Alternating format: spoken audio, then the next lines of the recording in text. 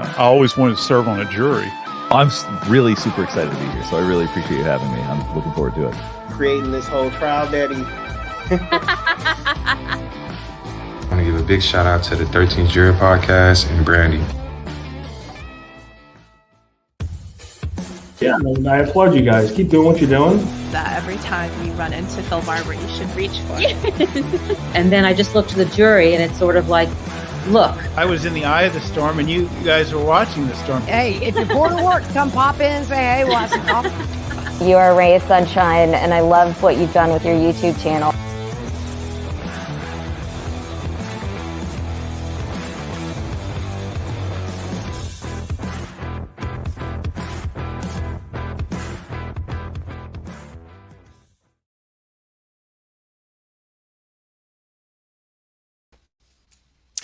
Hello and good morning. I am obviously not Brandi.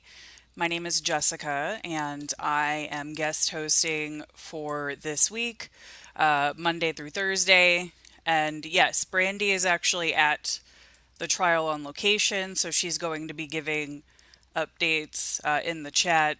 And previously when we've done this, she's come on her phone and talk to us, so we'll see. Good morning, everybody. Thank you for joining us.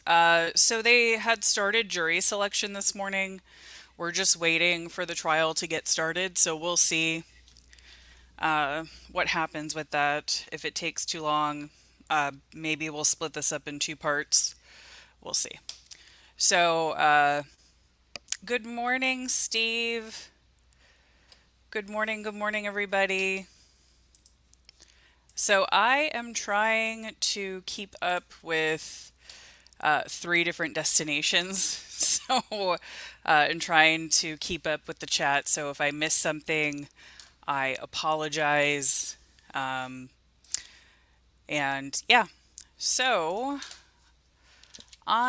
since we're waiting for it to get started, I have some news clips from over the years with this trial. So I figured it couldn't hurt for us to watch some of these news clips while we're waiting for it to get started. In the morning on my channel, I typically go through news clips and stuff that's happening around the world. So kind of do something like that with this case. And Brandi did make a video that posted 7 hours ago. So make sure to check that out that way you can get totally caught up on the case. There's so much going on with this situation. It's been 9 years coming. So yeah, Brandi broke it down in that video. I didn't even get to see all of it because it was just posted last night. So I may not know everything that's going on either. And just to let you guys know, I am not an expert. So, I'm not going to try to give any legal advice or anything like that. I am a victim advocate, and I started being a victim advocate after my fiance was murdered in 2019. So that's what got me started in that. And I've been involved in the true crime community the last couple years, trying to push ethical true crime and stuff like that, and just to educate people on victims' rights and what murder victims' families go through. And I've helped get some legislation passed in Texas, and there's going to be another legislation session coming up soon, so we're going to need some help with that. So definitely pay attention to what's going on in your state, on what bills are coming up and all that, because they're going to need your help. They're going to need your support. No, Mike, yeah, I'm not an expert. I'll give legal advice. Yeah, don't do that. So my opinions are my own, and I try to not say stuff if I don't know what's going on. So I may ask you guys questions about stuff. So I might need your help understanding some of the stuff that's going on. Brandi knows much more than I do. My expertise is more in victims' rights, not necessarily what's going on in the trials themselves. And plus, each state is different. I've done most of the work that I've done in Texas. Oh, I appreciate you guys in the chat. You're so sweet. All right, so I'm trying to figure out which video is the oldest. It had... Oh, well. We'll just not do these in any specific order. I guess I'll start from that. All right. So I have 6 news clips that I saved that have to do with this trial. It might be redundant information. I haven't had time to screen them. So I just wanted to save them and play some news clips for you guys to help see what's been out there. So let's see. So I'm sure most of you are familiar with this case since you're here, but the father was claimed to be missing for a few years. The family was getting text messages but no phone calls, and Brandi's friend actually went to college with the defendant and had been at the house. And yeah, we could... If the trial is still not getting started, then I can play Brandi's video. That's a good idea. Because like I said, I only got about 15 minutes in, and there's a lot that's going on with this case. So, all right. So here we go. Here's some news clips about the case. Killing her dad when she was only 7 years old. The dead man's wife is currently charged with his murder. Fox 35's Chris Lindsay is joining us live here in the studio tonight. So, Chris, the attorney for the wife says the real story is now coming out. Yes, well, back in 2018, police discovered Michael Shaver's body buried on Laurie Shaver's property. He was killed 3 years earlier in 2015. Laurie's defense team tells me she was keeping her daughter's secret, but now they want the truth told. A new twist in a murder case. Attorneys for Laurie Shaver, who was charged with shooting and killing her husband, Michael, in 2015, now claim the couple's daughter pulled the trigger. She relayed to me, in extreme detail what had happened between her. He wants the judge to reconsider his stance after new documents say the daughter confessed to killing Michael Shaver. She was 7 years old at the time of the murder. I didn't see anything in this child to indicate to me that this child was being dishonest. The attorney tells me Michael Shaver showed up to the house and began attacking Laurie. It was then, he says, when the little girl went to grab a gun and shot Michael in the head. I filed a motion to ask the court to have an expert appointed to evaluate the child, to see that the child is testifying truthfully, honestly, and that there's no tampering with the child. The defense wants the now teenager to testify. I think the court is stepping on the defendant's due process rights. I spoke with Dr. Pogos Vaskanian. He's a board-certified psychiatrist. Children may make confessions even if they did not do it. He has no connection to the case. However, he tells me the evaluation isn't as simple as it sounds. Not only is it hard to prove what children knew or were feeling at the time of an incident, it's also hard to determine they know the gravity of the situation. Do children understand consequences of their behavior in the same manner as adults do? No. I was supposed to start earlier, but it was pushed back. Wiggs is hopeful it will start by the end of the year. Reporting in the studio, Chris Lindsay, Fox 35 News.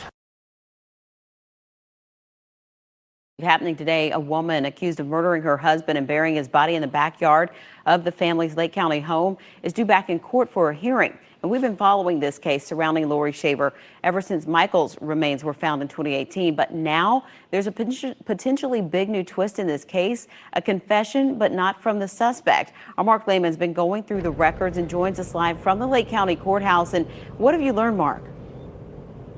That confession allegedly came from a 14-year-old girl. That's according to a motion from the defense. The attorneys are also calling for a re-evaluation. This as their client is facing murder charges in the death of her husband. It's a potential big development in the case of a Lake County woman accused of killing her husband. Attorneys for Laurie Shaver filing a motion saying a 14-year-old girl has confessed to killing Michael Shaver. A request to have the girl evaluated has already been denied, and the defense is asking the judge to reconsider. The girl would have been just 7 years old when Michael Shaver was last seen alive in 2015. He was reported missing, and deputies say the story Laurie Shaver told them continued to fall apart throughout the investigation. Everything was just bizarre. Everything was suspicious from the get-go. I mean, from the very beginning. Court records show Laurie Shaver took steps to conceal her husband's death, including maintaining his social media. His remains were found buried under a concrete slab on her property in 2018. The investigation spanning another 2 years before Laurie Shaver was taken into custody and charged with second-degree murder. When it comes to the alleged confession from the 14-year-old girl, it remains to be seen what kind of impact, if any, it will have on the case.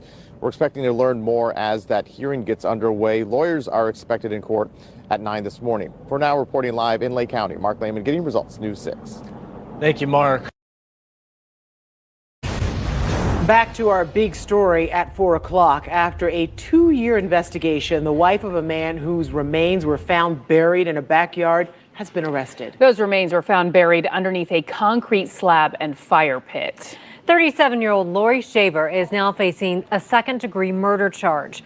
Lake County deputies say back in 2018, they found human remains of her husband, Michael Shaver, at their Claremont home along Sandy Pines Road.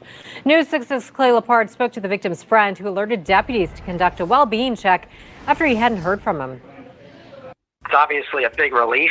More than 5 years after Michael Shaver was last seen alive, friends and family may finally have an answer as to who deputies say killed this Lake County man. But hopefully we're going to have closure. It's going to be a long, drawn-out thing, I'm sure. I mean, Michael was a great guy. I mean, he was just a real great guy. Deputies arrested Shaver's wife, Laurie, and charged her with second-degree murder and accessory after the fact. You may contact him for any statement. We spoke to Laurie Shaver back in early 2018 when deputies first searched the Shaver property near Claremont and eventually found Michael Shaver's remains under a cement slab in the backyard. Court paperwork says Laurie etched her name in the cement above Shaver's body, along with her boyfriend at the time. This investigation all began after a close friend of Michael Shaver's called deputies. He says he spoke to a prior girlfriend and the two began to reminisce about Michael Shaver, who they hadn't seen in years. When she visited the property, she noticed, that Mike's wallet and cell phone was there and Mike wasn't there. And then she had told me about this weird concrete slab that she ended up seeing on Laurie's Facebook at one point. So I kind of put all these little pieces together. I'm like, this isn't right at all. Something's weird. That was what triggered me to call the authorities. For some time now, we have felt that we have a good, strong case against Laurie Shaver. Lieutenant John Harrell with the Lake County Sheriff's Office says Laurie remained their prime suspect throughout the investigation, as the story she told them continued to fall apart. What were some of those nuggets that stood out in this case that just came off a little bit unusual? All of her lies from the get-go. Everything was just bizarre. Everything was suspicious from the get-go. I mean, from the very beginning. According to court paperwork, investigators believe Laurie Shaver took quite a few steps to conceal her husband's death, including maintaining his social media, using his bank cards, and even sending a woman flowers. At this time, detectives are not revealing how they believe Michael Shaver died. Laurie remains locked up without bond. It's a big step forward to justice for my best friend and his family. In Lake County, Clay Lepard, Getting Results, News 6.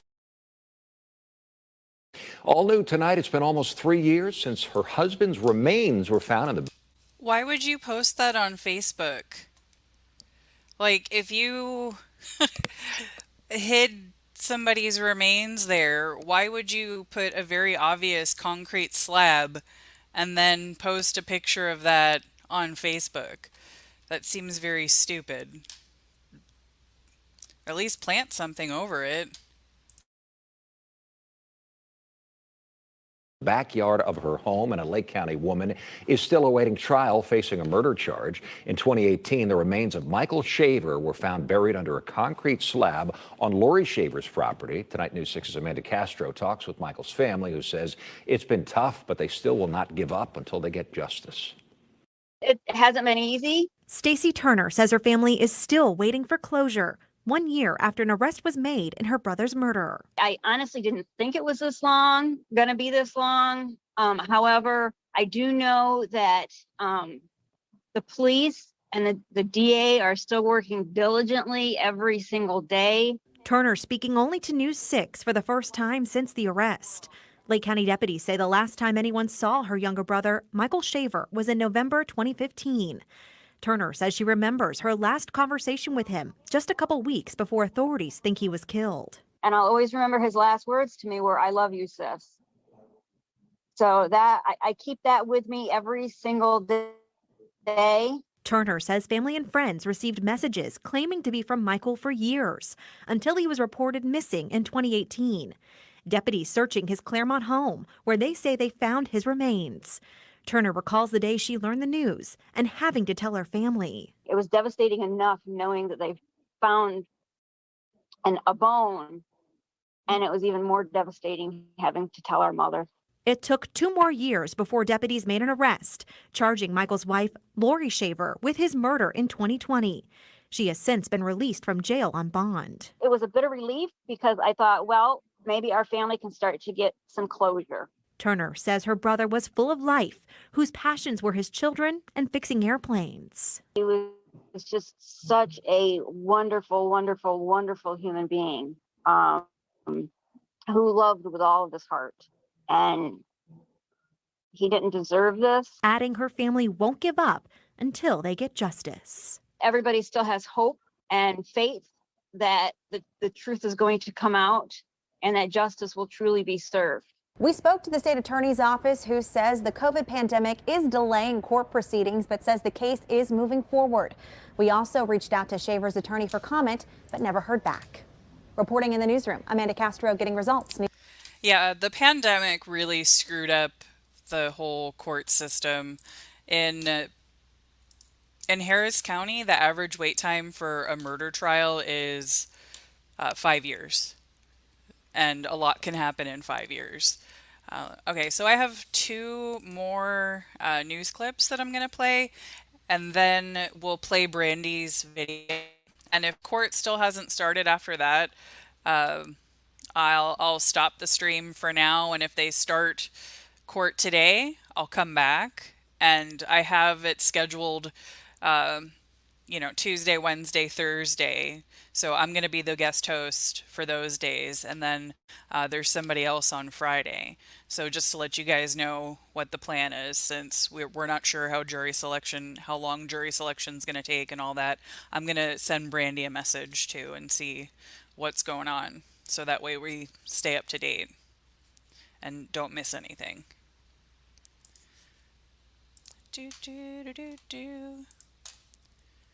Of a former Otsego County man whose remains were found in Florida has been arrested and charged in connection with his death after a 2-year investigation. Lake County Sheriff officials in Florida say deputies discovered Michael Shaver's remains in March of 2018 buried beneath a concrete slab in the backyard of the home he lived in with his wife, Laurie Shaver. Michael Shaver, who was originally from Lawrence in Otsego County, was originally reported missing in 2015, but his body wasn't found until 3 years later. Now, his wife, 37-year-old Laurie Shaver, is charged with second-degree murder. She's being held in Lake County Jail in Florida without bail tonight. Michael Shaver was an airman. A month after his remains were found, his family and friends held a memorial for him at the Oneonta Municipal Airport, where he first learned to fly. Deputies say they're working to learn what happened to a man who's been missing now for 3 years. Yesterday, we told you Lake County deputies say it was his friend who initially reported him missing. Today, we're learning more about Michael Shaver, seen here, and what deputies are calling strange coincidences involving his wife.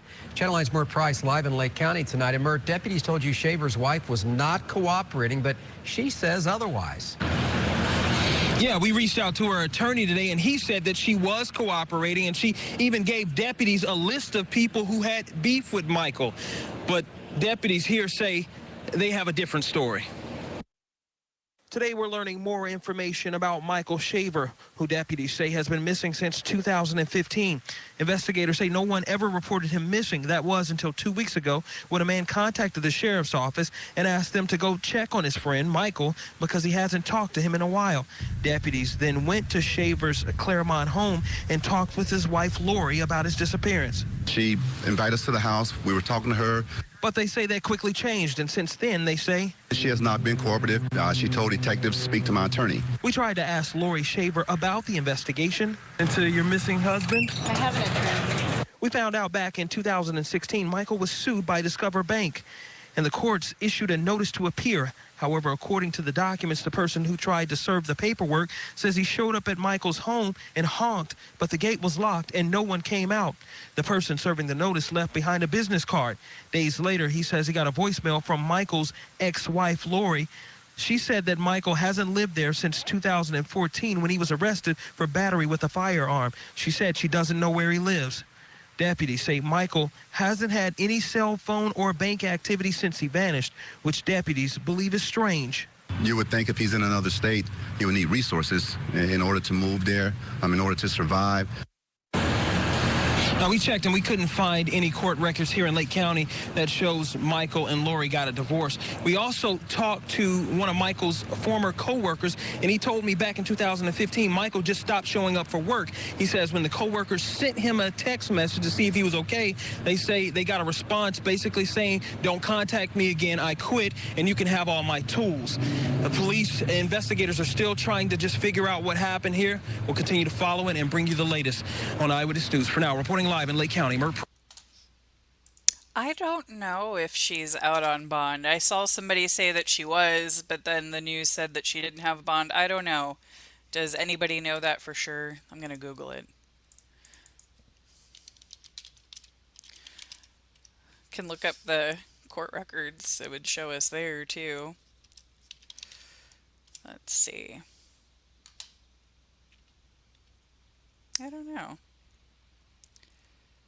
I have no idea. I will keep looking into that. All right, so let's get Brandi's video. If Brandi said it, then she knows. Okay, so she did say it. All right, so we're gonna get Brandi's video so that way we can all get caught up together while we wait for court to get started. Oh, hold on, I got a message. Okay. And Tash, I did change my batteries in my mouse. I've been really bad about that, but I can actually move my mouse around properly. All right, so let's get Brandi's video up. That way we can all get caught up and get all the details. The video is about an hour long. Do you guys want me to put it on like 1.5 speed and speed it up, or do you guys want it at normal speed? Let me know. All right.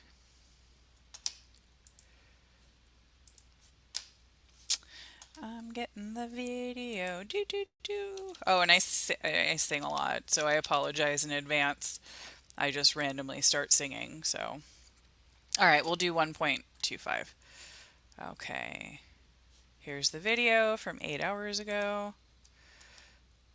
All right, we'll do 1.25. Okay, we'll do 1.25 and then we'll see if we need to move it up, because I see a few people say 1.25. All right.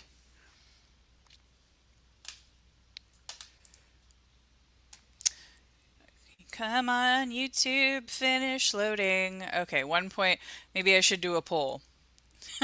I do live in my own musical. I constantly sing, especially alone, and do little dances and stuff. Let's see. All right. And I do get distracted very easily, so I apologize if my dog or cat does something that distracts me. I'm so sorry. And my cat might jump up on the keyboard and all that stuff. But she's cute. The dog you won't see, but All right. Okay, we'll start 1.25, and then if it's not fast enough, we'll speed it up more, okay? Think about the kids, not himself. No, go back. I rewound you. Thank you. Oh, and I yell at Hello, YouTube. 13 jurors. I know that I haven't done many videos lately. It's been a minute, but I wanted to do a video instead of just a podcast on this one because this is a special circumstance. On Monday, September 9th, the long-awaited trial of Laurie Shaver in Claremont, Florida begins. Now, Laurie is facing trial for the murder of her husband, Michael or Mike Shaver. This trial is almost 9 years in the making. Authorities believe that Mike was killed in November of 2015. And here we are this many years later, and trial is finally set to start in less than a week. So I will be in Claremont every day for trial, and it's going to be really interesting. There's a lot of craziness with this one, and I'm anxious to see the jury's reactions when they hear some of what's coming. Mike's family and friends and loved ones have waited a long time for this, but there are some curveballs that the defense has already thrown, and there are a lot of twists and turns on this one. I first heard about this case when one of my longtime best friends since college told me about it. Her kids went to school with Laurie and Mike's kids, and she and her husband became friendly with Laurie and her new husband. And look, we're from the country, y'all. We like to do all the country things, and Laurie does too. So they became friends, and they let the kids kind of hang out while they rode four-wheelers and shot guns and drank beer around the new fire pit. She told me about Laurie's previous husband that was either missing or had left, but she said that the details were always kind of weird and flaky. And then it turns out he was found buried under the fire pit in the backyard, the same fire pit that my friend had sat around with them. But there seemed to be some kind of holdup. And then finally, 2.5 years later, there was finally an arrest. She calls me one day and said, "You are never going to believe what happened." So it got my attention. This case got me digging, and I am going to do some future episodes on it in the podcast. But I wanted to go ahead and do a video to introduce y'all to everything because this has been a long time coming, and I want to give you all of the information that you have, what we know about everything going into the trial of the state of Florida versus Laurie Shaver. On February 16th, 2018, Scott Amatuccio, who had been friends with Mike Shaver since 8th grade, contacted the sheriff's department to tell them that he was worried about his longtime close friend, Mike Shaver. Scott said that he hadn't seen Mike in more than 2 years, and neither had his family, and he wanted someone to go out to the property to check on him. Now, look, I know what you're thinking. How do you go more than 2 years before you report someone missing? But Mike's family lived out of state, and they hadn't seen Mike or talked to him on the phone, but they had received a few messages and texts saying that he needed to get away and he wanted to be left alone, and told people don't bother him. And his Facebook page would occasionally show sporadic updates. Now, after a while, when he still hadn't come back around or contacted them, Mike's friends and family knew that something was up. His family was apparently having issues getting the police to consider Mike missing. But when Scott Amatuccio called, he kind of went a different route. He asked them to go do a wellness check. He said that Mike had 2 kids that he adored, and it was not in his character to just get up and leave and never come back. He told authorities that the totality of the circumstances surrounding Mike's disappearance was suspicious, and he felt like Mike's wife, Laurie Shaver, was not being truthful about his whereabouts. Laurie had given some kind of vague story about what happened, saying that Michael had left in a black SUV, but Scott knew that all of Mike's possessions were still at his house afterward. Scott said that there were text messages to Michael's boss saying that he, quote unquote, quit his job, and text saying that his tools should just be given away. And Scott knew that that's not like him. There were posts on Mike's Facebook, but he believed that it was Laurie pretending to be Mike. Also, there was a concrete slab and fire pit that suddenly appeared on the property after Mike went missing. And Laurie got remarried pretty quickly, which he also found suspicious. So Scott reached out to the family, and they agreed. They knew that Mike would never just leave his kids to start a new family like Laurie had claimed he had. So they decided that Scott should call the authorities and report him, and that's exactly what he did. The sheriff's department showed up at the Shaver property and spoke to Laurie. She told them that Mike had left the family and was in Georgia. She said that the last time that she was at the house was more than a year before that, in September of 2014. The couple had been in an argument that got out of hand, and each accused the other of pulling out a gun that they had to wrestle away. The fight ended with Mike being charged with battery, and Laurie said that after his arrest, he came to get some belongings and left. She said that the last time that she actually saw Mike was at a custody trial in 2015. Laurie was cooperative. She let the deputies come in and search the property, no problem. That is, until they asked about the concrete slab over the fire pit. They asked if they could bring a cadaver dog to conduct a sniff of the slab, at which point Laurie promptly told them to leave the property. So where was Mike Shaver? Deputies started investigating and found that he had no current cell phone, his Florida driver's license, U.S. passport, and pilot's medical certificates had all expired. He also didn't have a driver's license in any other state, plus his car had been repossessed in February of 2016. And court paperwork for a civil lawsuit for non-payment of a credit card had gone unserved on him because he was unable to be located. Everyone that authorities contacted looking for Mike said that they hadn't seen him since the end of 2015. He was entered into the NCIC as a missing person, and the investigation into his disappearance began.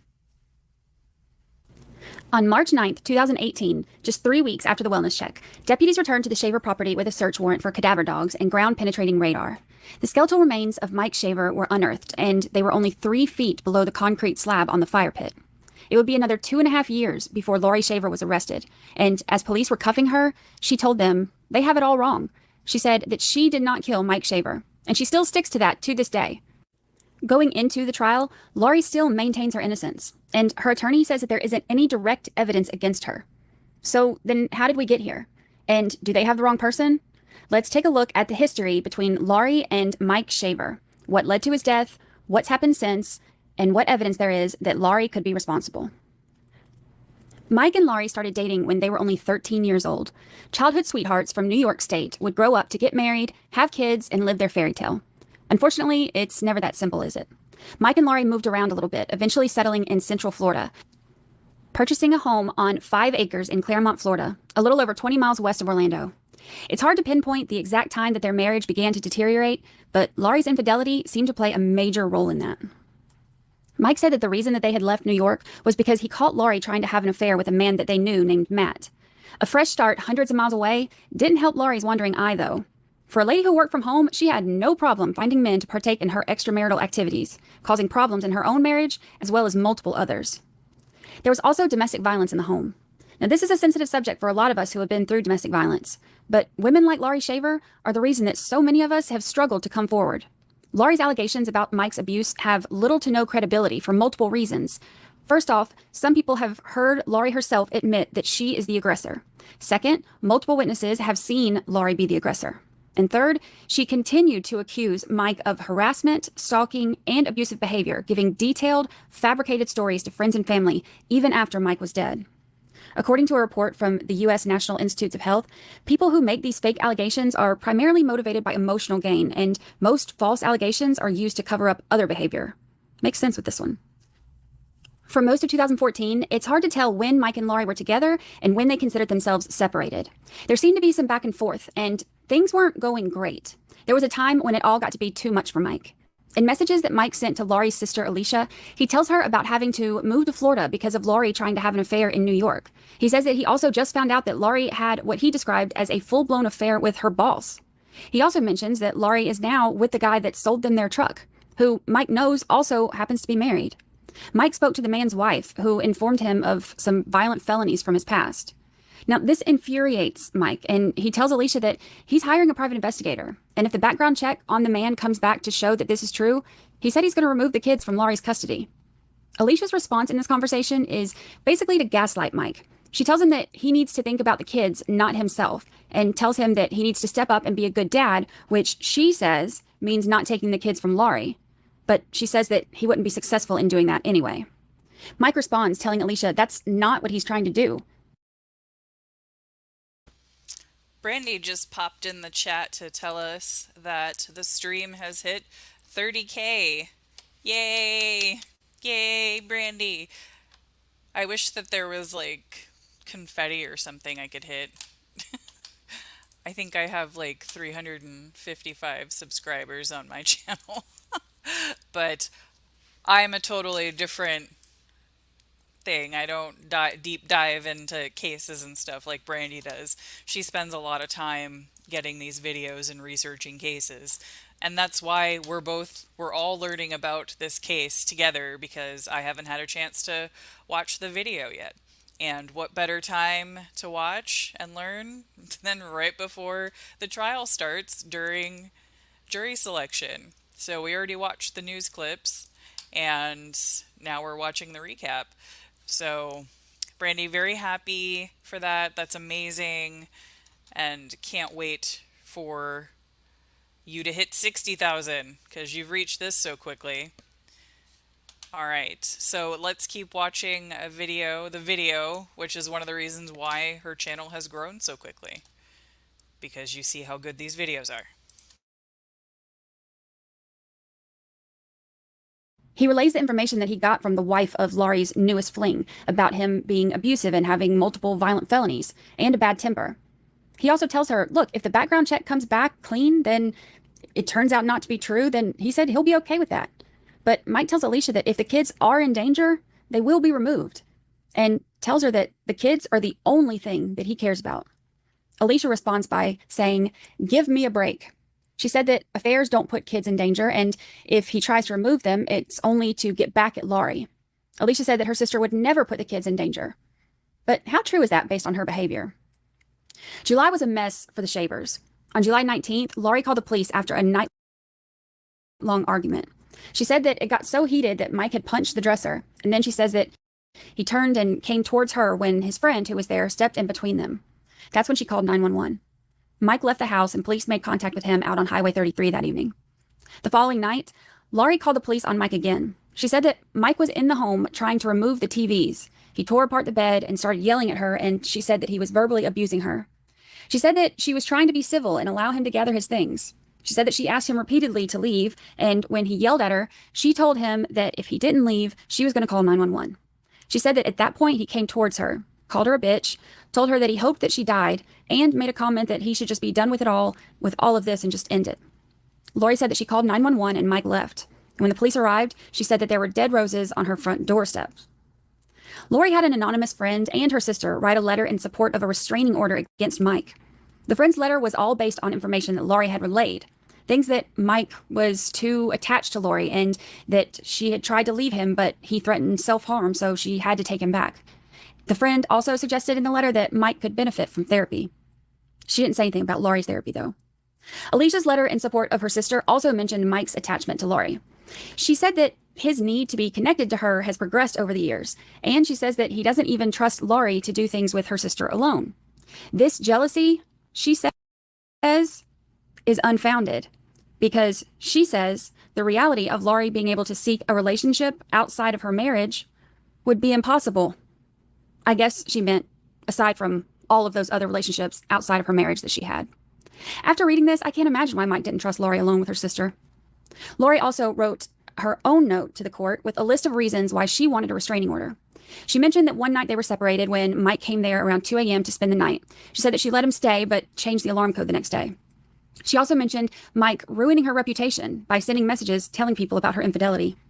Laurie claimed that there was a long history of mental and obsessive behavior, and that when she tries to leave, he threatens to ruin her life and wears her down so that she has to go back. The documents are different than most of the ones that I've seen when someone's requesting a restraining order. Some of it actually comes across as bitterness about things during an argument as opposed to legitimate concerns for safety. Like she talks about how Mike tried to ruin things with her new boyfriend by talking to his ex and saying that Mike was going to leave a bad review on the website about the car salesman sleeping with his wife, hoping to get him fired. She says that Mike told her that he doesn't hate anyone as much as he hates her, and that if he could shoot anyone, it would be her. She also says that Mike told her that if he catches her with another man in the home, he will kill him. And she says that he removed her gun from the house that was bought for her, leaving her with no self-defense. That, along with the 2 calls that she had made to police within that week, were all listed as that she wanted a restraining order against Mike. She also asked for temporary child support for the kids, along with ordering Mike to get treatment or counseling. Now, all of this was apparently for nothing, because a few days later... Would you guys still buy a car from a dealership that that has a review that the salesman slept with the guy's wife. I don't know that I would.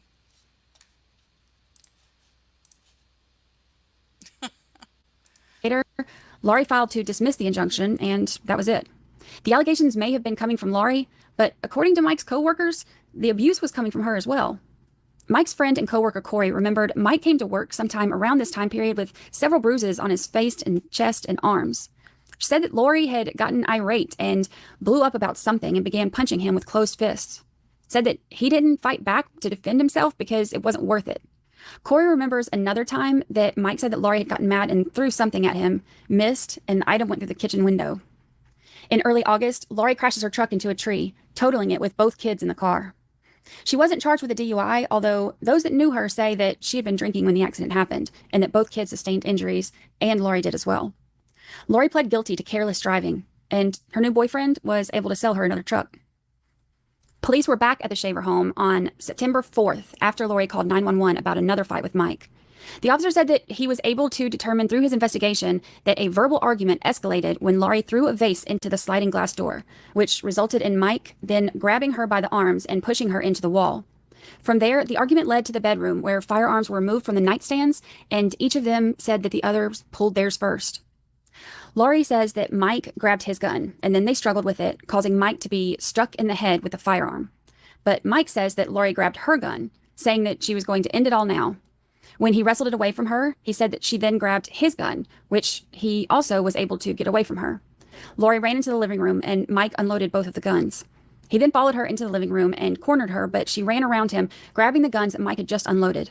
She hit him in the head with one gun and then threw the other at him, missing and hitting the entertainment center.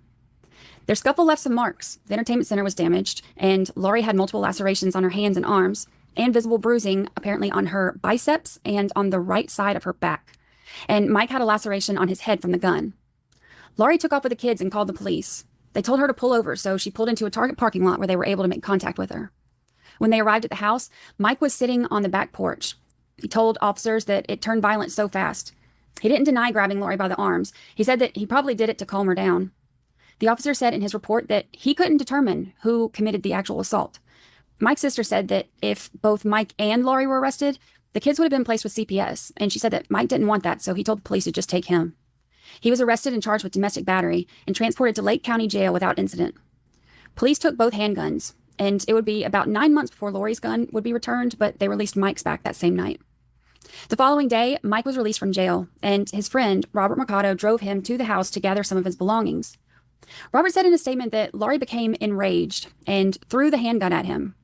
She files another injunction against him the following week, but drops it 11 days later. Mike signed up for a year-long intervention program for the charge, and he completed it in half the time. Not surprisingly, Laurie's new fling didn't last. 2 truck sales and 2 fractured marriages later, the man broke things off with Laurie and began to repair things with his wife. Laurie didn't take the news well, and Mike was there to try to calm her down. She was threatening to kill herself, so she was so uncontrollable, Mike even tried to call the guy, asking him to come over for help. The man heard Laurie screaming in the background, and he didn't want anything to do with that.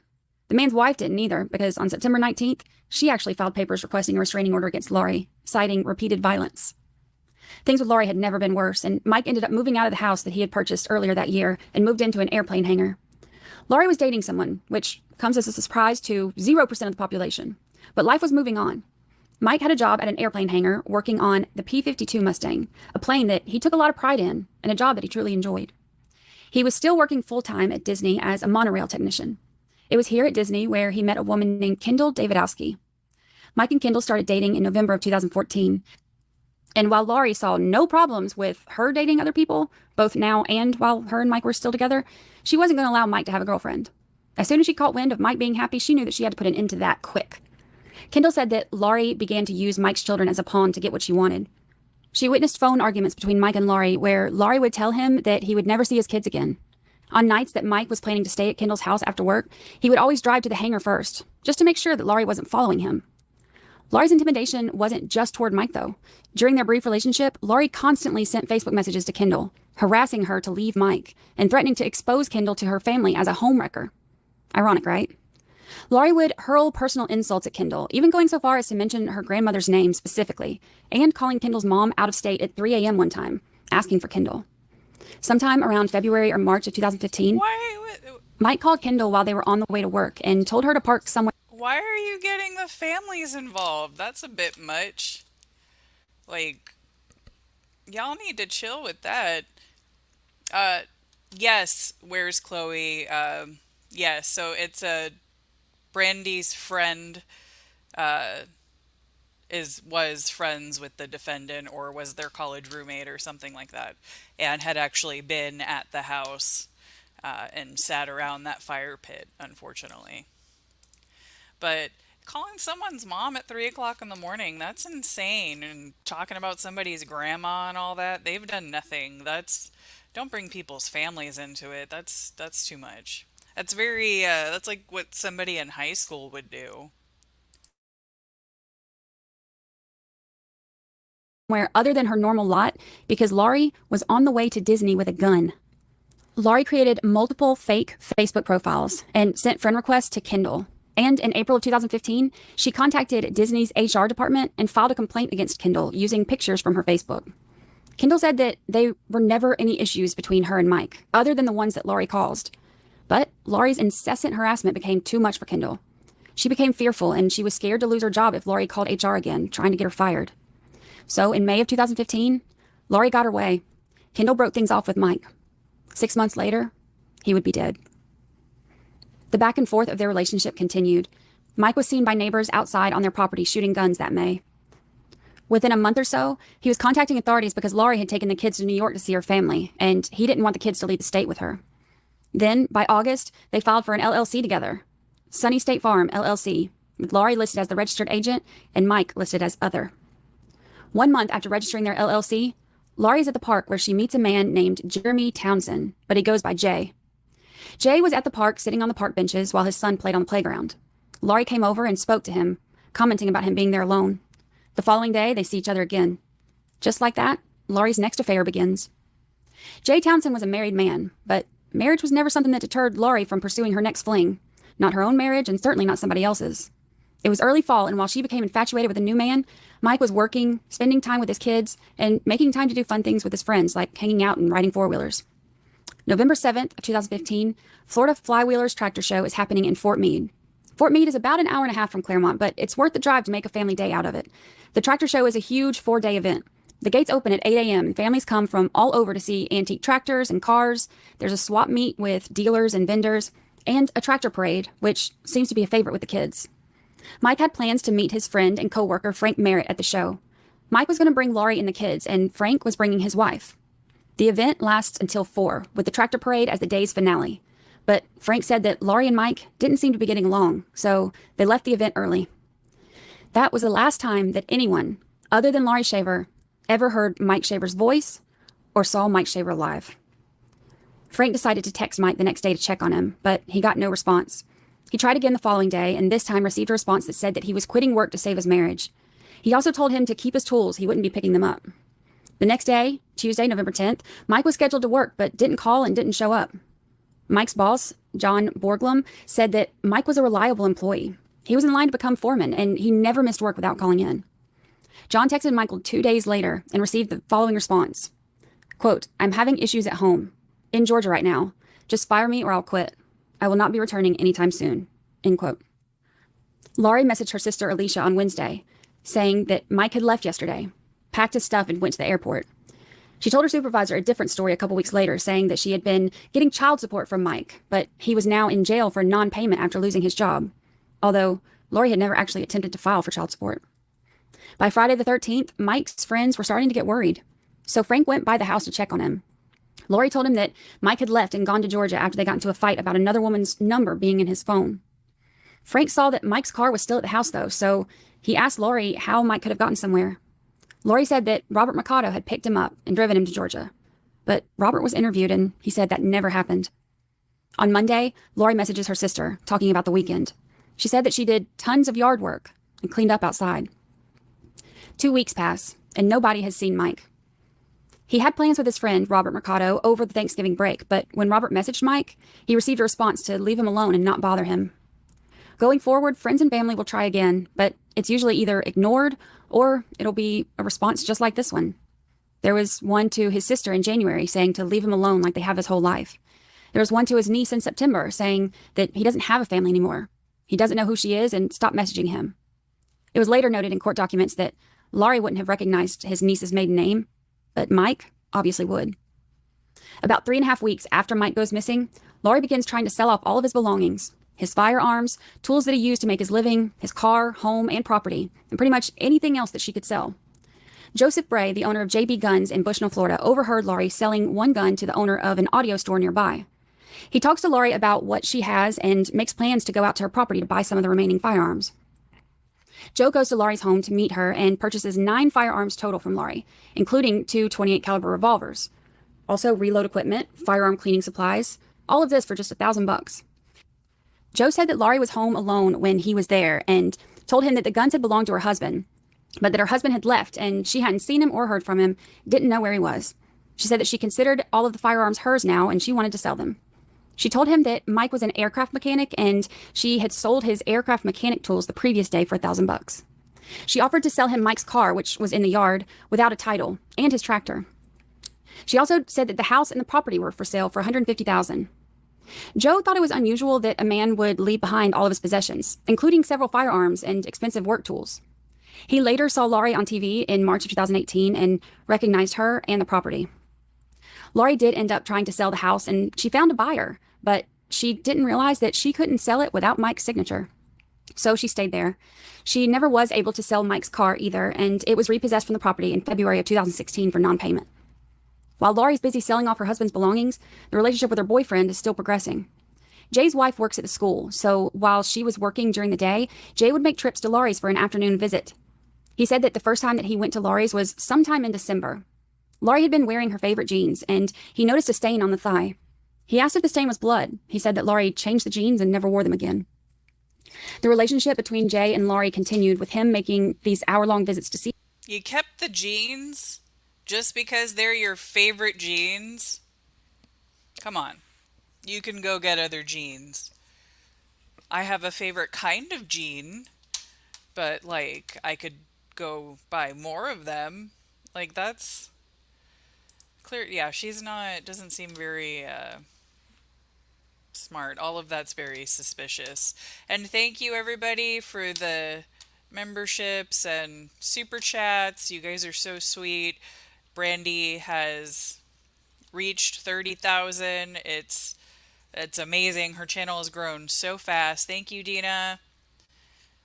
Thank you, Breeze Dog. And if I miss you, I'm so sorry. I'm trying to keep up on on 2 different channels. I'm dual streaming, and honestly, I'm not totally with it this morning. The weather here is changing, and it's, you know, getting into fall, so it's cool right now, so it's not as dry. I mean, it's not as moist. It's dry, and it's hurt my sinuses, so I got a little headache going on, so I apologize if I'm extra slow. Yeah, don't unalive somebody in your favorite jeans. Yeah, that's, you would think. That's just, yeah, oh, the slab was dumb, the jeans are dumb, and I don't know, like allowing the kid to confess. I feel like I don't have children, okay? I don't have kids. I have my pets, but I feel like a parent, even if the child did it, the parent would want to take responsibility so the child doesn't spend the rest of their life in prison. Maybe I'm wrong, but I mean, parents out there, what would you do? Would you let your kid take the blame if they, even if they, you know, they actually did do it? I don't know. I feel like I would sacrifice that for my kid. Yes, so we're waiting for court to finish the jury selection, and then we'll be streaming. So we're going to finish this video, and then we're going to look out, and worst case, we'll end the stream, and then we'll come back when court is live again. So we'll get it figured out. And I have the streams for the rest of the week scheduled. It'll be scheduled at 8 a.m., but we'll see what court does. So Yeah, I mean, I'm in Texas, so last year it was over 100 degrees during this time of year, so I am so happy that it's actually turning into fall. And it was 60 degrees when I woke up this morning, so I'm very happy. All right, let me read some of the chat. There's no way, Virginia Little says, there's no way a caring mom would let their child live with something like this. This woman only cares about herself. Cynthia says, honestly, I think Laurie asked her daughter to take the blame and lie for her. I don't think it was the daughter coming forth on her own. That's all definitely very possible. And Butterflies and Alibis says, exactly, if my child shot someone to protect me, I would 100% take the blame. Thank you, Virginia. I am happy to be here too. Yes. Sorry, I always forget that I am in Central Time, DMB. Yes, so I am Central. So sometimes I forget when I say a time for Eastern, it's actually, an hour difference. So we'll see. We'll see what the court is scheduled for. I am totally flexible and we'll work around it. So, but Brandi is there live and sitting in court right now. All right, let's go back to this video.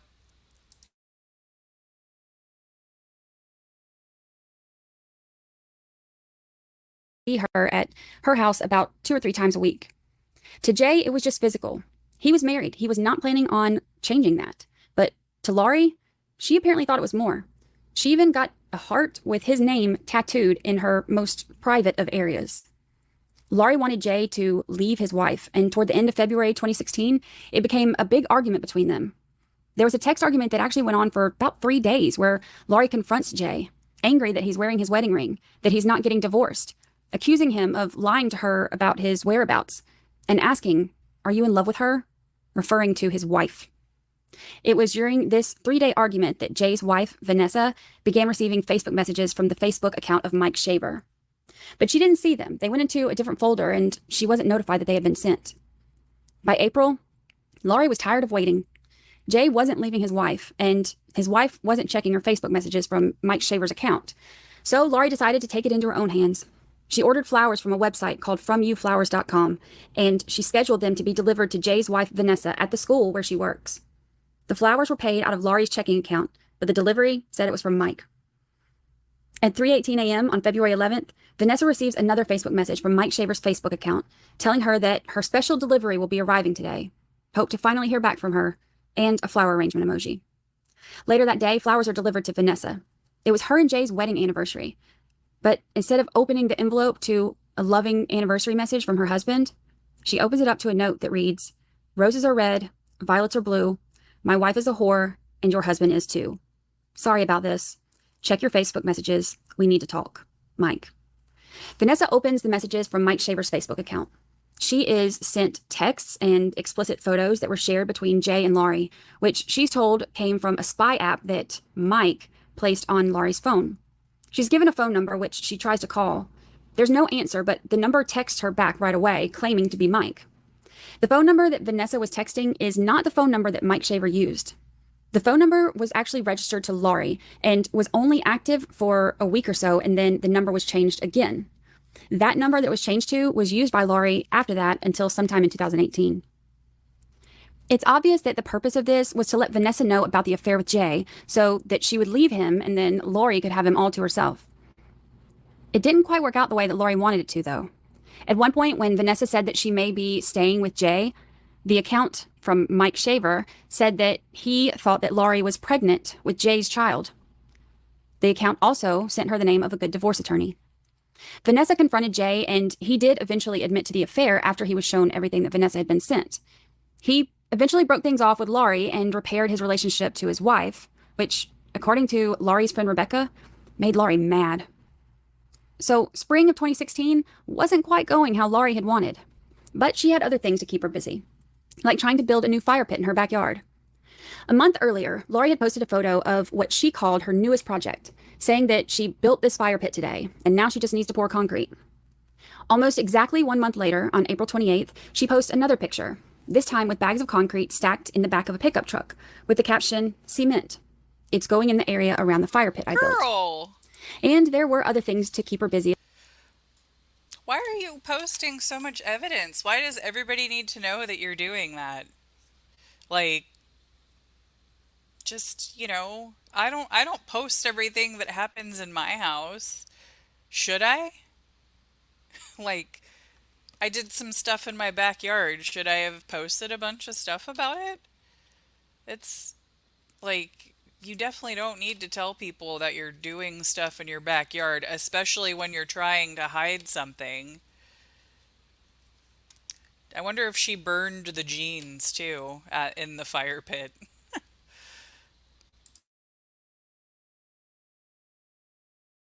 Well, Laurie had begun working out at Gold's Gym in Claremont. It was here that she became friends with Rebecca Urbanowski, who worked as a trainer at the gym.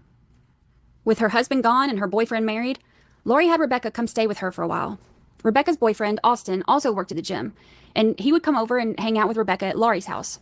Sometimes he would bring his twin brother, Travis. Travis Filmer met Laurie Shaver while she was still involved with Jay, but when Jay decided that he was going to work things out in his marriage, it gave Travis an opening to begin dating Laurie. Travis had a troubled past. He had a felony charge from 2007 and 2008 that led to spending time behind bars. But by the time he met Laurie, those close to him say that he was a changed man, working at Real Life Church in Claremont and going to school to be a minister. Laurie and Travis began dating in the spring of 2016, though the exact time is unclear. But by summer, they already had a joint checking account and a honey-do list. Whatever effort was previously made by Laurie to put concrete over the fire pit, it wasn't good enough. In September, Travis rents a cement mixer from Home Depot, and they buy 42 bags of concrete mix. The area in the backyard that Mike had dug out for what was supposed to be a duck pond was now his grave and covered in concrete. Travis and Laurie marked the new concrete with their initials and began making plans for their future. On New Year's Eve, after less than a year of dating, Laurie and Travis got married in a backyard ceremony at the house. Now, legally, Laurie was still married, but she told Travis that she was divorced, and even told Rebecca that Mike was at the courthouse for their divorce hearing, but they kept him in a separate room. They had a small ceremony, just immediate family was present. Court documents say that sometime after the ceremony, an argument began between Travis and Laurie, which caused her to say that she was getting her gun, and she went storming into the house, barricading herself in her bedroom.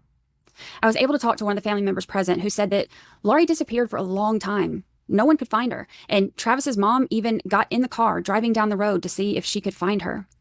Eventually, Travis's mom left, and Travis, his brother Austin, and Rebecca ended up finding Laurie in a small room inside of the closet. She had barricaded herself in, gun in hand, and had to be talked down. Looking back, Travis's family wonders if Laurie's conscience got the best of her. She had just had a wedding ceremony, and there was a fire burning in the fire pit, right on top of the husband that she was still married to. Travis told his family that up to that point, that was the worst night of his life. In 2017, it was a fresh start for Laurie and Travis. They found out that they were expecting their first child together and began making preparations for their growing family. In October, Laurie sold her pink .38 caliber gun to one of the neighbors, and in November, Mike Shaver's Facebook showed the first update in a while. His cover photo was changed to a photo of guns.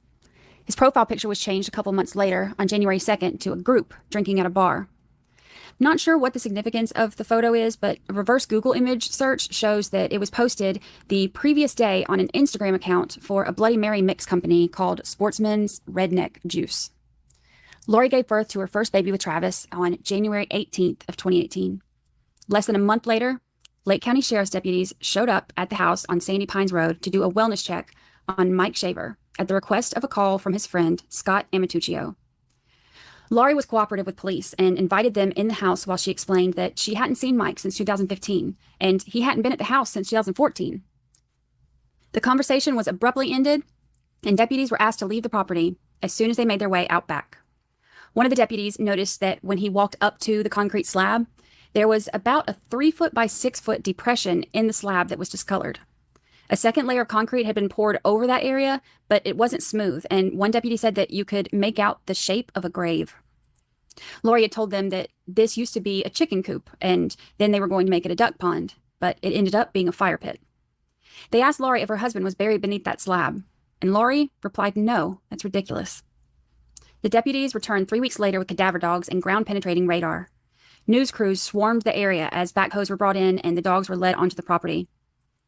They began to tear apart the concrete slab, And just after 5 p.m. that day, a human bone was found.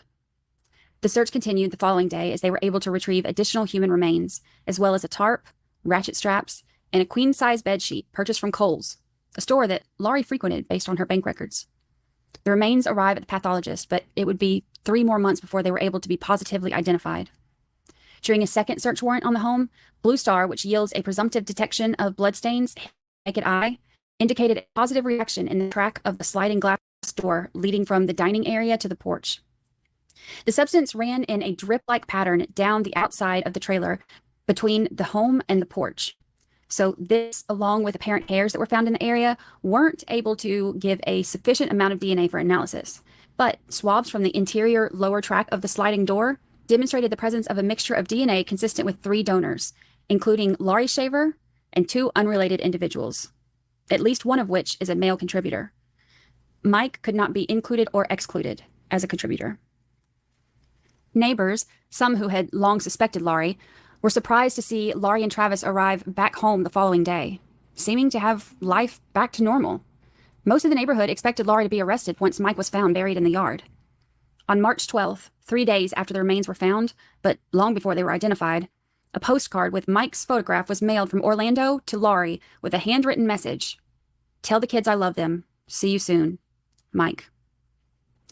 From November 7th, 2015, until Mike's remains were discovered, Laurie continued to tell friends and family that she had seen and spoke to Mike and that he was stalking and harassing her.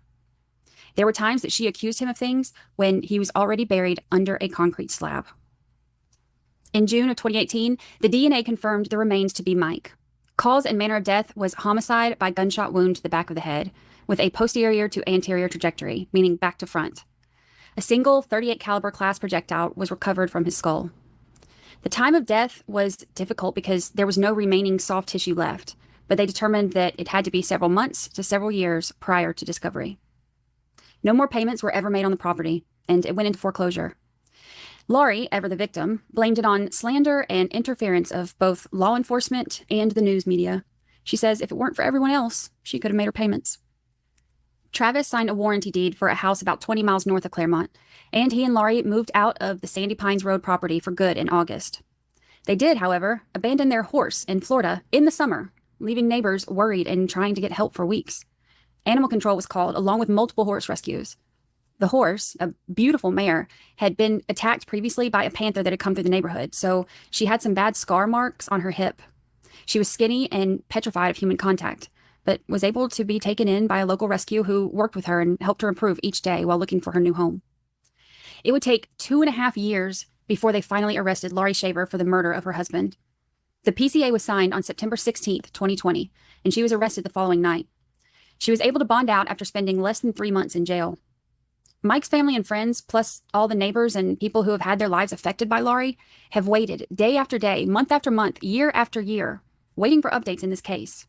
It took 2.5 years for Mike to be labeled as missing, another 2.5 years for Laurie to be arrested, and it has taken another 4 years for it to finally make it to trial. Laurie's relationship with Travis has also started to have issues. They had another child together after leaving Claremont, and Laurie's friend Rebecca married her boyfriend, Travis's twin brother, Austin. But it wasn't one big happy family. Travis's friends and family say that Laurie has isolated him, forced him to cut off communication with his family, even the person who has always been the closest to him, his twin brother.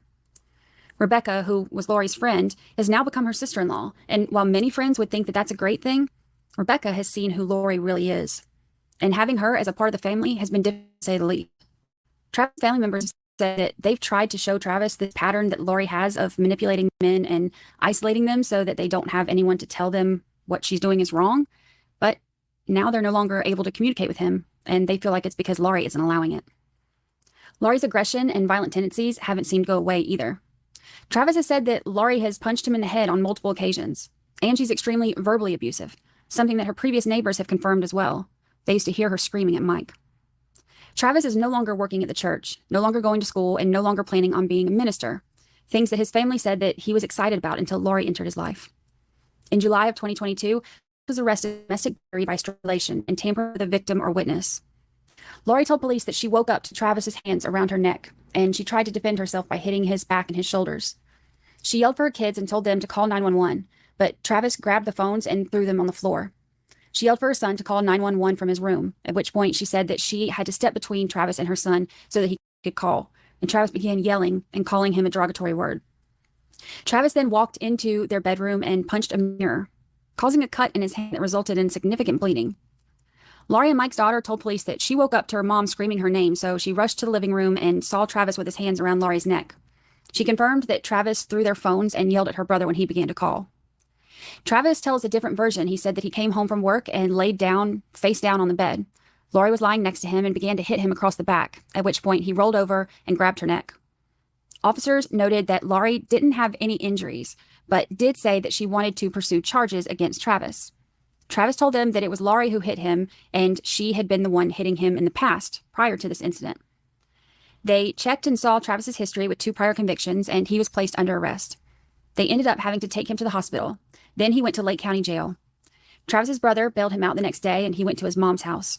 He looked at his bank account that day and noticed that Laurie had completely drained it and gone on a shopping spree. Laurie made statements during the investigation leading to Travis's arrest, including the fact that Travis said if he spoke to law enforcement, Laurie would go to prison. The body cam caught this on camera. Travis was ordered to take anger management, given 3 years of probation in October of 2022, and applied for early termination after serving half, which was approved in May of this year. This isn't the first thing that Travis has apparently said that has referenced Laurie's potential guilt. The PCA says that investigators talked to Travis, and he said that Laurie told him that Mike wasn't missing. He's just no longer walking this earth. He said that she also told him that something bad happened and that there was a body on the property. According to Laurie's attorney, Travis now denies saying this. The investigator said that this wasn't recorded because Travis would not let them record him at the time, but that it was said in front of 4 officers. In September of 2022, the case took another huge turn when the defense... Wait, so she tried to blame Travis first, and I guess that didn't work. Okay. So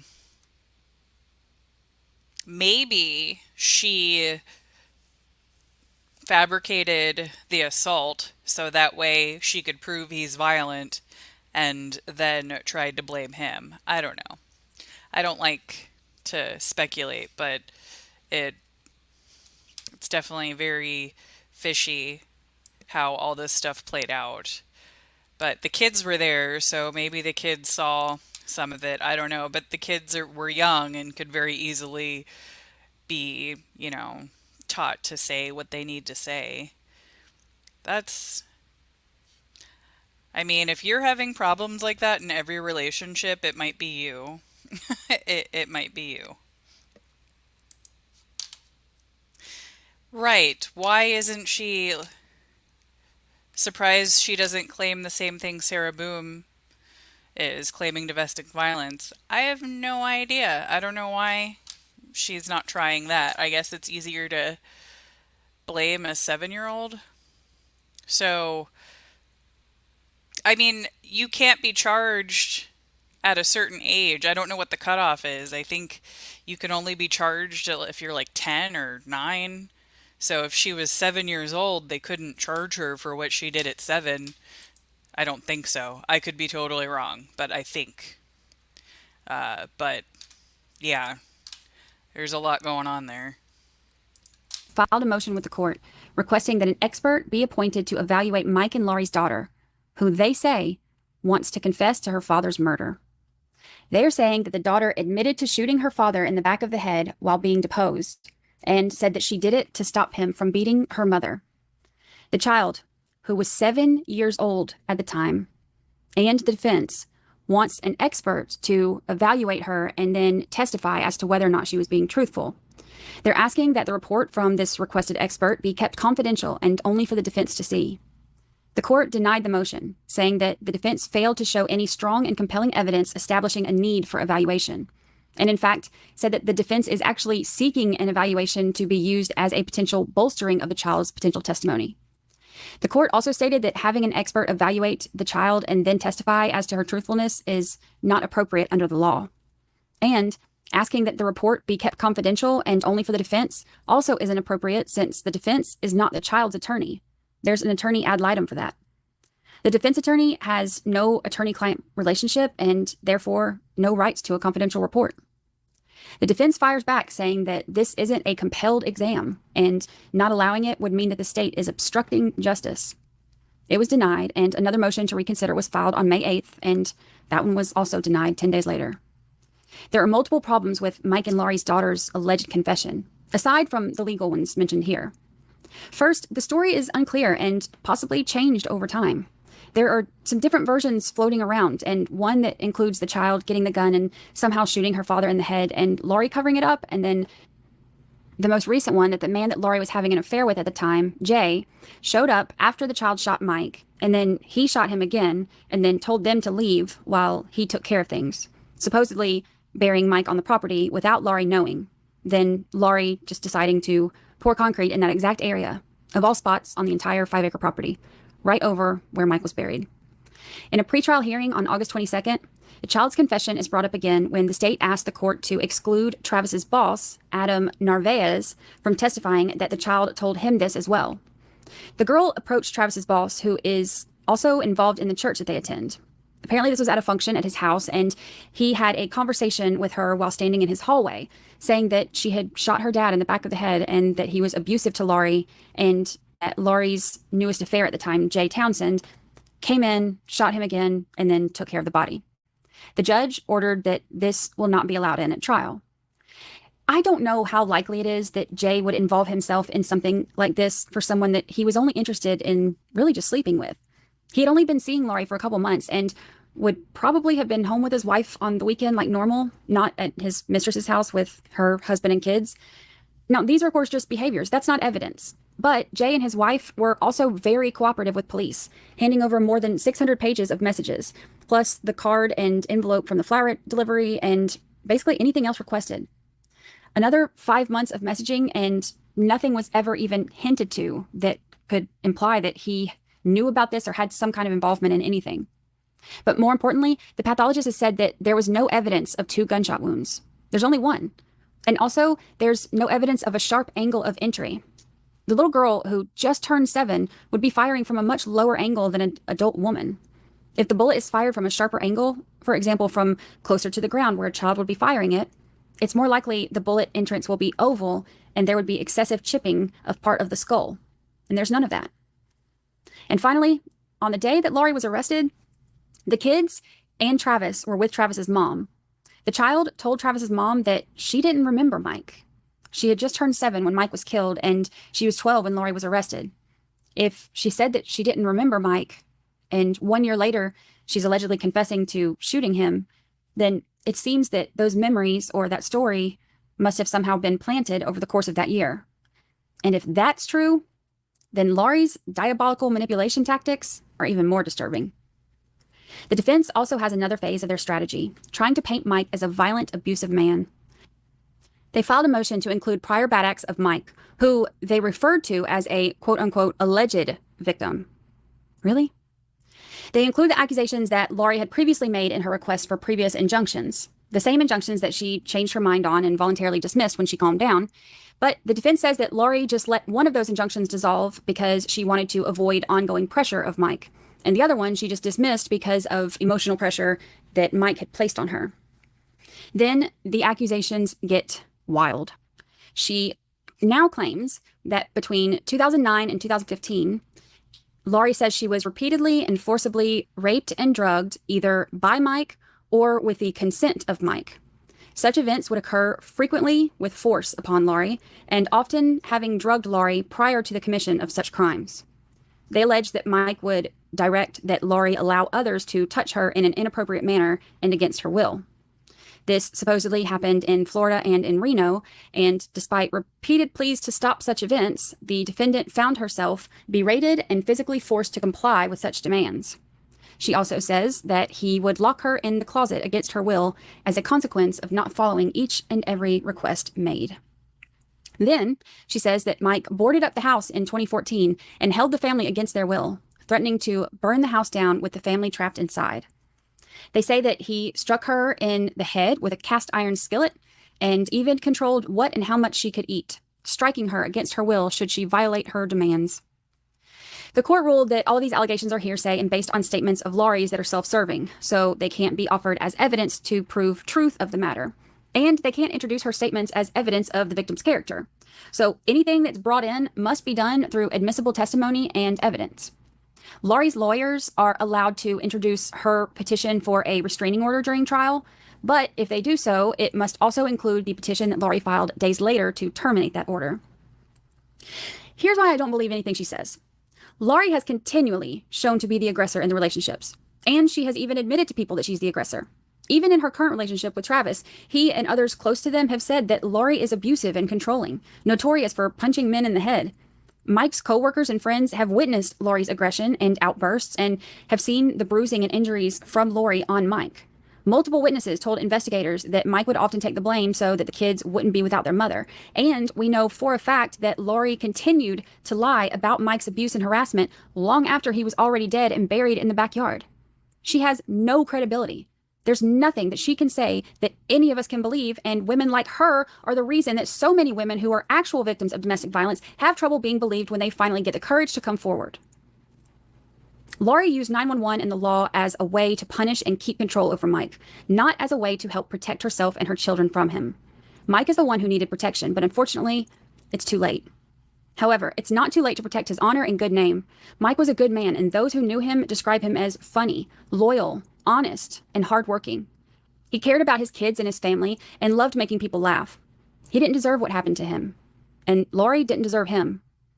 The defense is expected to bring in an expert to show that there's no digital data provided by the state that links Laurie to being the one who drafted any of the messages or Facebook updates. And look, that's true. She didn't have to use her fingerprint or fancy eyeball scanner to identify herself before updating Mike's profile, or before sending people messages pretending to be him, or before using his credit card after his disappearance. But there's more than enough evidence to draw a conclusion beyond a reasonable doubt. The last time that Laurie ever called Mike's cell phone was November 3rd. Prior to this, she called his phone multiple times every week. After November 9th, Mike's debit card was never used again for any in-store or in-person purchases. On November 19th, and again on November 23rd, online purchases from Wish were made using Mike's card. The receipts confirm that the orders consisted of female lingerie and clothing items, and both of those orders were shipped to a recipient named Laurie Shaver at 9850 Sandy Pines Road in Claremont, with a confirmation email address listed. On November 30th, a check for $2,539 was mailed from Mariner Finance in Leesburg, Florida to Michael Shaver at his home address. On December 11th, the back of that check was endorsed with an unreadable signature, Mike's social security number and cell phone number, and accepting the terms of the loan. On December 14th, the check was deposited into Mike's Chase checking account through an ATM in Claremont.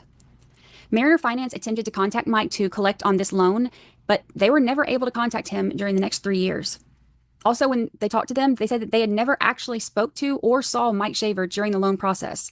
So the person who secured the loan in his name, deposited it, and then spent it and made cash withdrawals would have to have had access to his secure community mailbox, his social security number, his ATM card for 2 weeks, his PIN number, and know that he wouldn't be around to notice the fraudulent deposit, multiple withdrawals, or packages being shipped to the residence.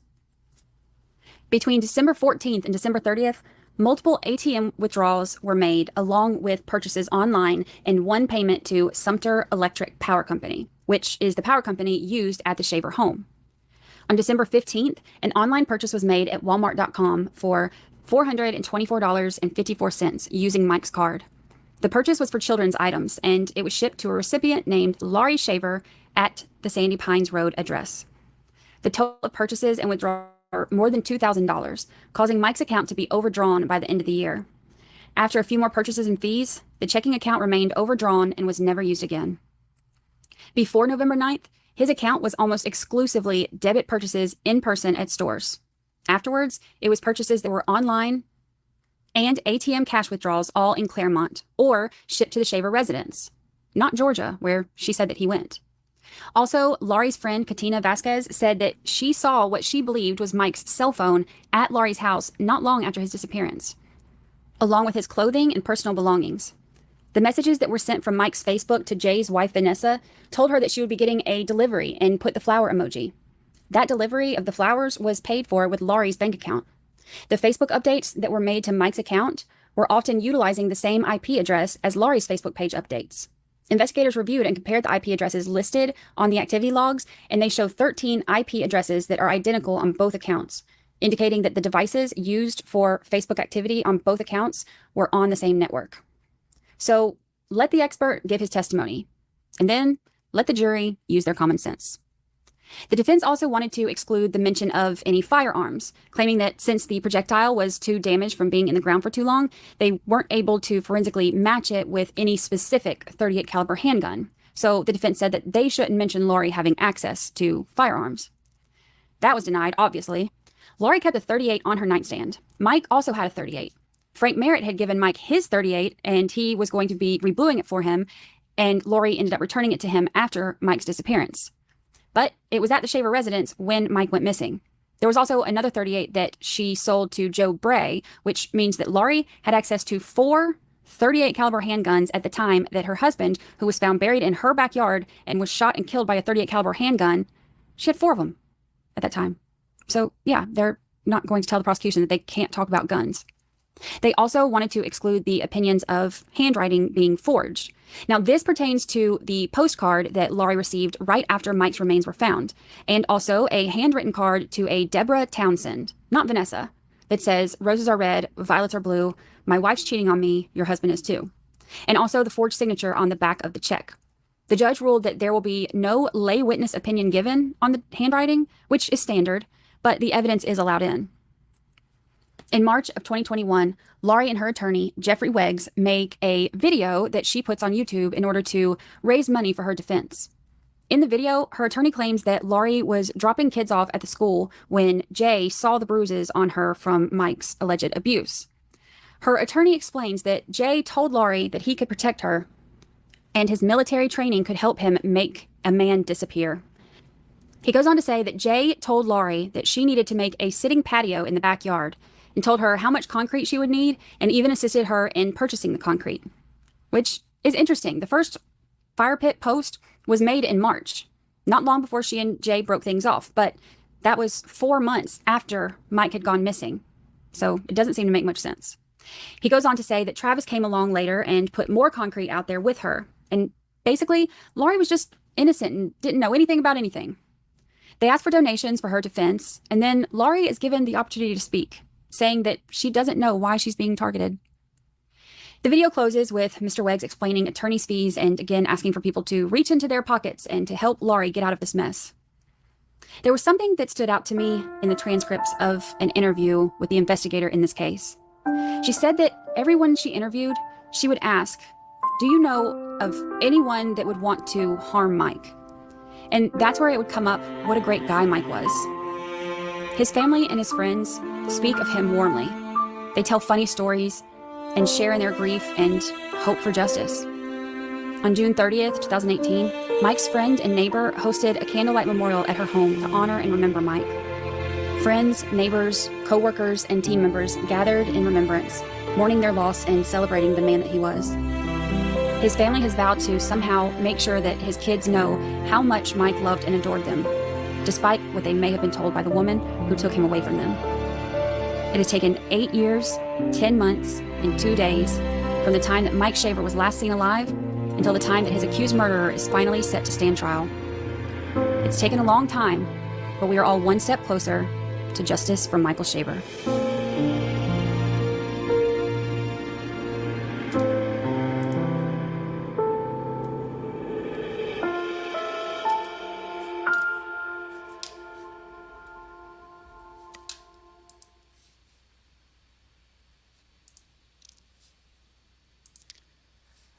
Like, I'm almost speechless with all the stuff that the chat keeps moving, with all the stuff that Laurie has done. She's almost like a Black Widow, you know? I knew somebody like that growing up, and they ruined like every person that they dated, and it's so sad to see. And let's remember that you don't know that you're in an abusive relationship immediately. They hide who they really are. They I'm sure you've heard the example, the frog in the boiling pot of water. It starts off slow, and they don't know that they're in that situation. It's very, very sad. Yeah, let me see. Let me see what else we can do while we're waiting. There was the pre-trial that was a few days ago.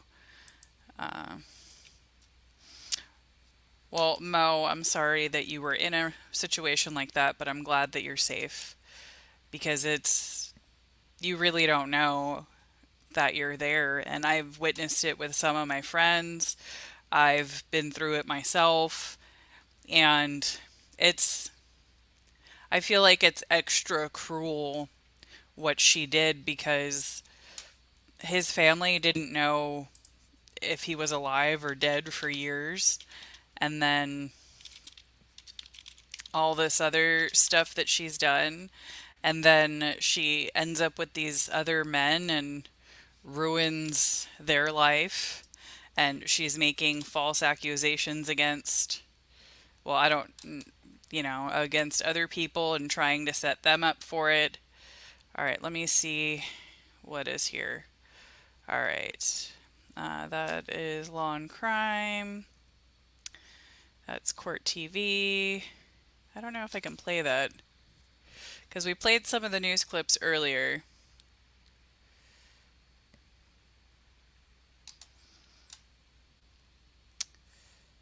Let's see. All right, so Law and Crime has a ruling from a few days ago.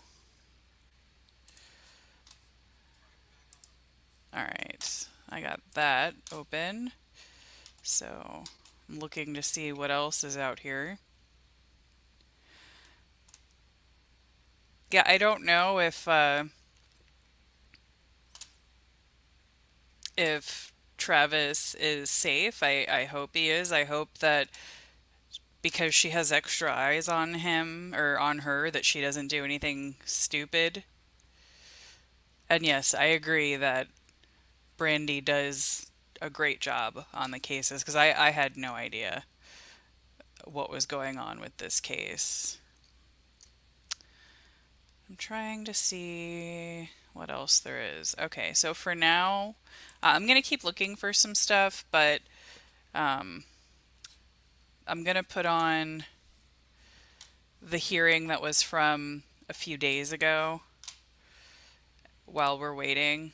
And I'll see if I can find some other interviews and stuff, because I don't want to just keep looking and staring at the screen while you guys are waiting for that. Let's see.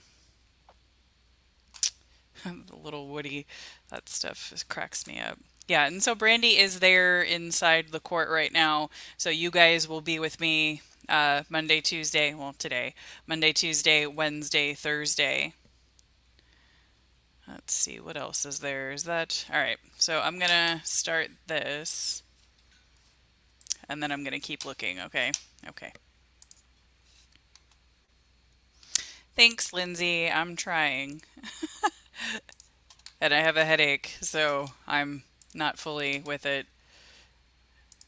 All right. Nope, that's not the screen I even wanted. Sorry. Do. Singing my song while I look for stuff. Do. Okay. All right, so we'll play this, and I'm going to keep looking for some other stuff. And let me, I need to move myself, so I am, nope, I'm going to move myself. Do, over to cover this. There we go. All right, perfect. Save. I'm sorry, Brandi, that I'm moving around your layouts and stuff. I apologize in advance. All right, here we go. Record on case number 2020 CF 2361, State of Florida versus Shaver. and at this time we'll address the pending motions. Is there any specific order that the parties would like to proceed? Judge, if we could start with the state's motion only as to the delay in charging. All right, we'll just proceed in the order listed on the notice of hearing. So number one for the state is the motion in limine as to delay in charging the defendant and decision not to charge all the defendants. Please proceed. Thank you, Your Honor. Primarily, I'm going to rely on my motion. I'm sure the court has read it. There's no question that there are dates are going to be mentioned. The jury's going to know that the remains were found in 2018, and the charging decision based on the date of the information is after that. The focus of the state's motion is to prevent the defense from arguing to the jury or trying to elicit through any detective or witness the reason behind the delay in charging. That information is exclusively within the purview of the state attorney's office and the prosecutor's office. The state has exclusive authority to determine how to charge, who to charge, when to charge. That all lies in our inherent statutory authority. To interject any suggestion of the reason why the defendant was not charged immediately interjects completely irrelevant evidence. It would then introduce a need or requirement for the state to possibly call the prosecutors involved in this case to explain what was going on, when we received information, why we made decisions that we did, all of which are again within the purview of the state attorney's office and not relevant. If that evidence were to be admitted or allowed to be argued, that would in essence put myself, Mr. Camuccio, potentially now Judge Emily Currington, because she was involved in this case at some point, into the witness list of having to testify and explain those decisions, potential changes in the law which could have impacted the decision to file, and none of which is at all relevant as far as whether or not Ms. Shaver committed these crimes. For the remainder of my argument, I rely on my motion. All right, Mr. Williams, have any objections to the board? Judge, I don't agree with that. We wouldn't concur in that. The jury is instructed that the state has power in the investigative process, but the manner in which the case is investigated, the time in which it's investigated, the manner in which it's investigated speaks to the weight of the evidence, the credibility of the evidence in this case, which is fair comment by the defense. To just say, you can't talk about these things, we got providence in this area, it invades the defendant's right to argue the merits of the state's case. Obviously, if the evidence was overwhelming at the very outset, Ms. Shaver would have been charged. So it goes to the weight of the argument that we're able to persuade the jury. It doesn't deal with the powers of the state. You're just invading providence and the privileges of the defense and making fair comment at trial. All right, Mr. Buxton? I think Mr. Wicks may have misunderstood the purpose of my motion and my argument. Clearly, the manner of investigation is relevant. My motion was limited and focused solely on preventing the defense from getting up and arguing. It took the state X number of years to charge the defendant, therefore they must even believe she's not guilty, or something to that effect. The questioning or implications of the state's reasons for the delay in charging, not the investigation. No, I understand it quite clearly. The state's just saying, if you want to deal with time, you can't talk about it. Okay? No, we want to be able to talk about it as to how this relates to the state's charging decision. Is that correct, Mr. Buxton? No, not to the charging decision, as to the time. The state has spoken that as to exclude, I think the time it took for them to investigate the case and make the filing decision. And the state was saying, well, that would cause us to have to call, for me to have to take the stand, et cetera, et cetera. Well, the evidence is presented to the state at some point. But what law enforcement did, how they investigated it, how long it took them to investigate it, and then deliver it to the state, and how long it took the state to make decisions, those are all fair argument for the defense. The jury, as part of the instructions, is instructed to rely on your common sense and reaching their verdict. That goes to how the manner of the case was investigated, put together, and how much time it took them to reach the decisions that ultimately Laurie Shaver sits here on this information. So those should not be barred from comment, Judge. All right, anything further? No. For the limited purpose requested by the state, the motion in limine is granted. And to what extent, Judge? Regarding the state's filing decision and the timeline that the state took. Okay. Now, law enforcement investigating the case and how long that took is a separate issue. Okay, so we can discuss how long it took law enforcement to investigate. Okay. All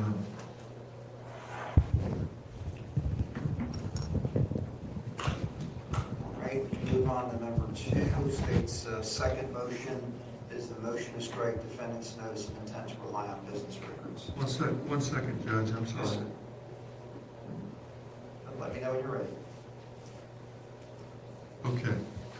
The next one is what that we're taking up? Next one on the notice is motion to strike defendant's notice of intent to rely on business records. Your Honor, Nick Muccio, I'll be arguing this issue. Yes, We have had a similar hearing on these specific documents already as it related to Mr. Wiggs's attempts to have the court take judicial notice of the contents of the domestic relations injunction, as well as the state's law enforcement report from the 2014 domestic violence case that they have referenced at various points. I had also filed, because they filed notice of intent to rely on business records certifications to try to get those documents in. I filed motions to strike that because the reports themselves just are not admissible in that fashion. I have supplied a subsequent memorandum of law that specifically references police reports and DCF reports and how the tool of notice of intent to rely on business record certification is improper to get all of that information in, as it is filled with various hearsay and inadmissible evidence. As I stated at the hearing involving their attempts to get this evidence in through judicial notice, I am not saying that they cannot bring up issues of the injunction or the domestic violence arrest from 2014.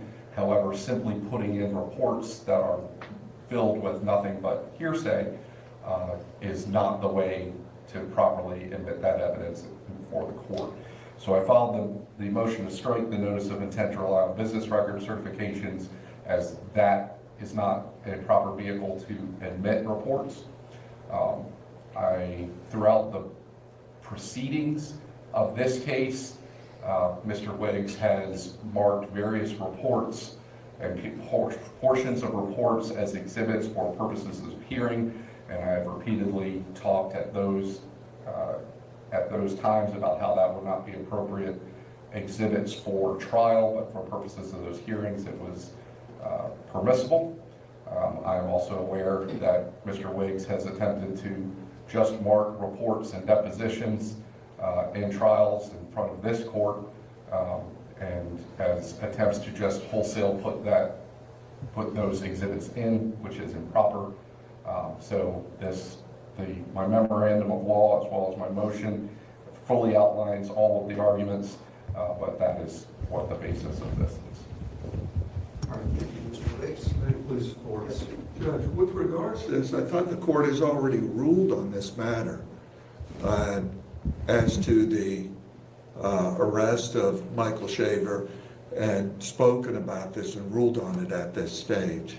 So I don't know if Mr. Camuccio is asking the court to rule on something that's previously been ruled on at this stage. That I'm not certain. I understand that there's a predicate that has to be laid for the introduction of evidence, I'm aware of that, but I believe you've already ruled with regards to Michael Shaver's conviction and the domestic violence issues at this stage. We haven't moved at this stage to seek to introduce any evidence at this stage, but I believe you've already ruled on it, Judge. Well, Mr. Commissioner, do you want to differentiate between what was ruled on previously and what you're seeking now? Yes. The previous hearing that we had was the hearing that we dealt with that was titled, Mr. Wiggs titled Reverse Williams Rule. And there was a request for judicial notice of various items in the court file, including the injunction as well as the police reports. And the court had ruled already that those documents could not come into evidence through through judicial notice. We have repeatedly said if witnesses that were actually involved in these incidents were to come forward and state this is what happened, that is the correct way of putting this evidence in before the jury, not just putting in a police report and having that be, as a matter of fact, what happened on that night. This particular filing is because not only were they requesting the court take judicial notice of those documents, they filed notices of intent to rely on business record certification to move in the records from 2014 DR 1502 and 2014 MM 5308. So this motion specifically is saying that they should not be allowed to put in those records as business record certifications based on their notice. And the statute specifically says that if a party files the notice of intent to rely on business record certification, if opposing party has an objection to that, it has to be done before the trial, so that if generally the procedure would be, so if there is an issue with the notice itself, if the party wants to bring in the live witness that would be the business record custodian, they could do so that way, as opposed to finding out in the middle of trial that opposing counsel had an objection to it. My objection is stated that these records are not admissible as business records so therefore the notice of intent to rely on the business record certification are invalid. And my motion talks about how not only is there hearsay, but whether or not the clerk's office is actually the party that actually creates these records and maintains these records. They're not, they just take what is given to them and puts it in court files, so therefore they are not actually producing any of these business records, any of these records that he claims are business records. So yes, we have had a hearing. Yes, there has been determinations that certain areas of the injunction and the county court case are going to be admissible, but not simply by putting in police reports, domestic violence injunction, petitions, and things of that nature. Good. We didn't intend to do that, but I think if you look in your order, I think it's paragraph 16 and 17 is where you address it. And it states if you can lay a proper predicate. Okay? You'd already ruled on this. The state is just filing this late and now raising it a second time, but you've already ruled on it. You've stated, Judge, if you can lay a proper predicate. Correct. And that was previously stated, but to the extent that Mr. Commissioner has cited or distinguished the prior ruling from the present request, the motion is granted. Thank you, sir. Okay, we move on to number 3. And state's third motion is notice of intent to review an evidentiary summary and memorandum of laws attached to it. Yes, well, yes, Your Honor. This is simply dealing with the various IP records that have been that were compiled from the Facebook records themselves for the courts. So the court is aware the state is intending on admitting the Facebook records both from Michael Shaver and Laurie Shaver. We've had hearings on the relevance of all of those already.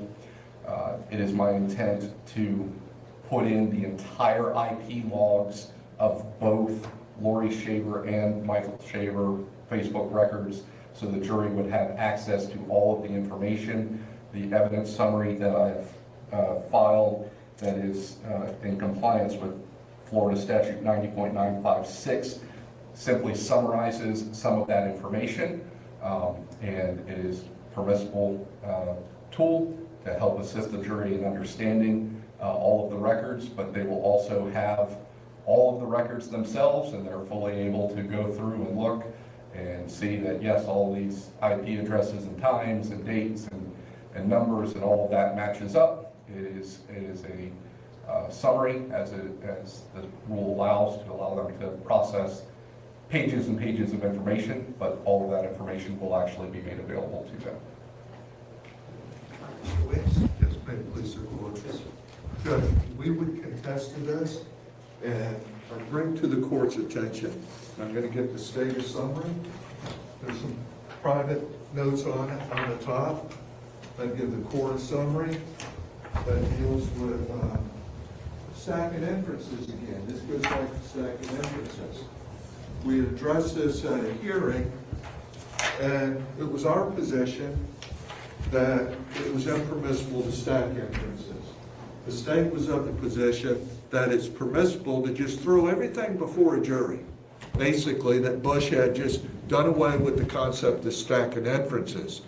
So what the case I gave you deals with is, it's a statement of the law recently announced and the case cited. And that case is Smith versus Carlisle. It's a 24 decision. And it goes back and it addresses stacking inferences. And it goes through all the cases we discussed. It goes through Bush. It goes through Knight. It goes through Law, the cases that I relied on. But what it points out is really the state wasn't properly correct, and I wasn't entirely correct as well what I'd represented before the court. What the case did is it said, well, Bush did do away with the concept of stacking inferences, so you go back to the original case where this was addressed, which is Volcker versus Combined Insurance Company of America, 73 Southern 2nd 403, a Florida Supreme Court decision of 54. So that was reinstated by the elimination of Bush.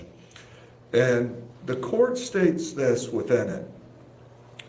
The Supreme Court, stacking one inference upon another as a method of establishing an ultimate fact ordinarily should not be indulged in unless the first inference meets a test which may be analogized to the criminal rule concerning circumstantial evidence. And it proceeds thereafter and says, only if the prior or basic inference is established to the exclusion of any other reasonable theory.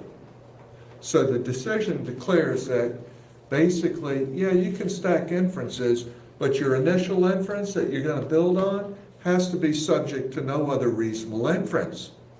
So the state can go and proceed and say, you know, we're going to just build it from there. Of course, then the jury is just told to weigh the credibility of the evidence on their own. There's no special instruction anymore. So now to take their position now that they want to stack an inference, go back to stacking inferences, what they've done is they've taken a summary. And the court has said, yeah, okay, you can use these records. But Judge, they still, just as Mr. Camuccio just stated in the last motion, he said, you still have to lay a proper predicate, Mr. Wiggs. And I said, yeah, I know that. And that's what the judge ordered previously. So you can't take a summary when the facts are of dispute, which they are, okay, digest a bunch of facts into a summary, put it before a jury and say, accept our version of these facts, okay, that's what we want you to use. That would run afoul to the case that I cited before the court previously, which is the Supreme Court decision, Yisrael, and the motion for to exclude the digital data that I cited. That case, you'll recall, Judge, was a case wherein the state prepared a document through the Department of Corrections as to the release date of the defendant, and then tried to move it in as a business record for purposes of habitualizing them. They said, no, that wasn't a business record. You generated it after the fact, as they do here, to summarize facts and put it before the jury and say, this is our version. You have to accept this version of the evidence. Well, what they're doing is trying to establish a predicate. The state acknowledges they still got to establish a predicate. Now, in the motion for digital data to exclude it, I set forth, I think, 4 different predicates that have been recognized in this state, and that was through the case, I think, Walker versus Anderson, that's cited in the memorandum. And all of them establish one common theme, as I announced to the court, that there has to be a tight connection in multiple manners between the facts and the defendant, excluding all other reasonable probabilities and possibilities. So to just sit there and summarize some fact, put it before a jury, and say these are all clearly discernible from the evidence that we're going to introduce, disregard anything Mr. Wiggs has to say, or any expert, or anybody else he has to offer you, and accept this, and then tell the court we've established a predicate, that's impermissible. You're generating facts after the fact, trying to use it as a business record, and then establish a predicate at the same time. That's only proper when the facts are not subject to dispute between the parties, that you can admit a summary in that manner. So we'd object to it on those grounds. The defense likewise would point out to the court that proceeding in the manner that the state would suggest would preclude the defense from being able to examine each witness as they dealt with the evidence, the digital data, how they got it, what they did with it, how it came to it, and would deprive the defense of a right of confrontation and cross-examination under the law. So I advise the court, Judge, that one, the state can stack some inferences to try to reach that predicate, but one, the standard is a higher standard than the state may assume it is. And on these grounds, we'd ask that the state's motion at this stage be denied. Mr. Commissioner, do you wish to respond? Couple things. First of all, none of the stuff that Mr. Wiggs is arguing has anything to do with what this motion is requesting. It is saying that these records, which have been determined in a pretrial ruling, are relevant, that we are taking the data from them and compiling them into a chart. That's all this motion is saying. What he is talking about deals with potential JOA arguments, and when he starts talking about the stacking of inferences. This request simply talks about compiling data that will be in front of the jury and putting it into a chart. That's it. Mr. Wiggs, please don't interrupt me. I'm sorry, counsel. You don't need to get upset. The other thing is, this is not the first time we have been presented with, quote, case law without any sort of citation. I have absolutely no idea why Mr. Wiggs did not actually just give you this Smith versus Carlisle case that he says is from 2024 and instead just gave you his memo about it. But this doesn't even include a site for us to look up. I would ask that any case law that Mr. Wiggs is referencing or trying to have reference in any sort of legal argument, at the very least, he provide us the actual citation and put it on the record. It's on the case I gave you, the document I gave you, if you'd look thoroughly through it. The case citation is 378 Southern 3rd 1213. The other decision is cited within it as well.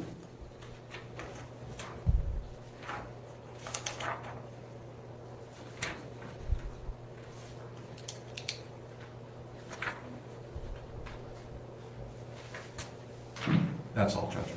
Thank you, sir. Wish to respond, Mr. Wiggs? Yes. The Volcker case is cited right in there, okay, as I just stated.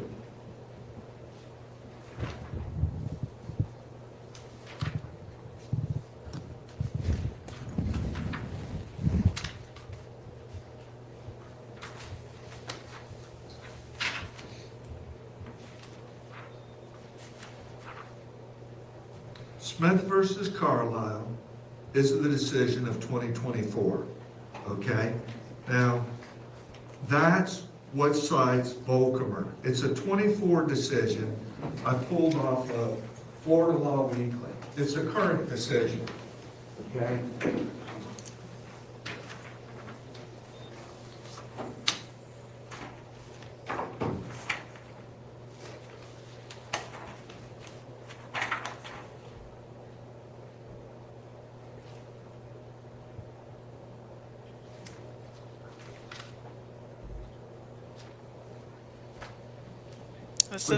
But going back to Mr. Camuccio's argument, he's stating that just providing a summary is not damaging to the defense. It is damaging because you're emphasizing particular facts only for the state.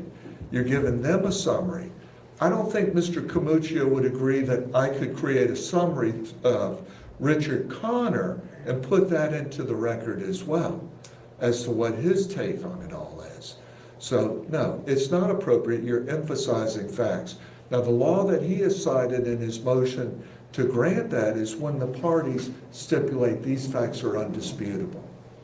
Okay, that's when a memorandum or a breakdown summary is appropriate.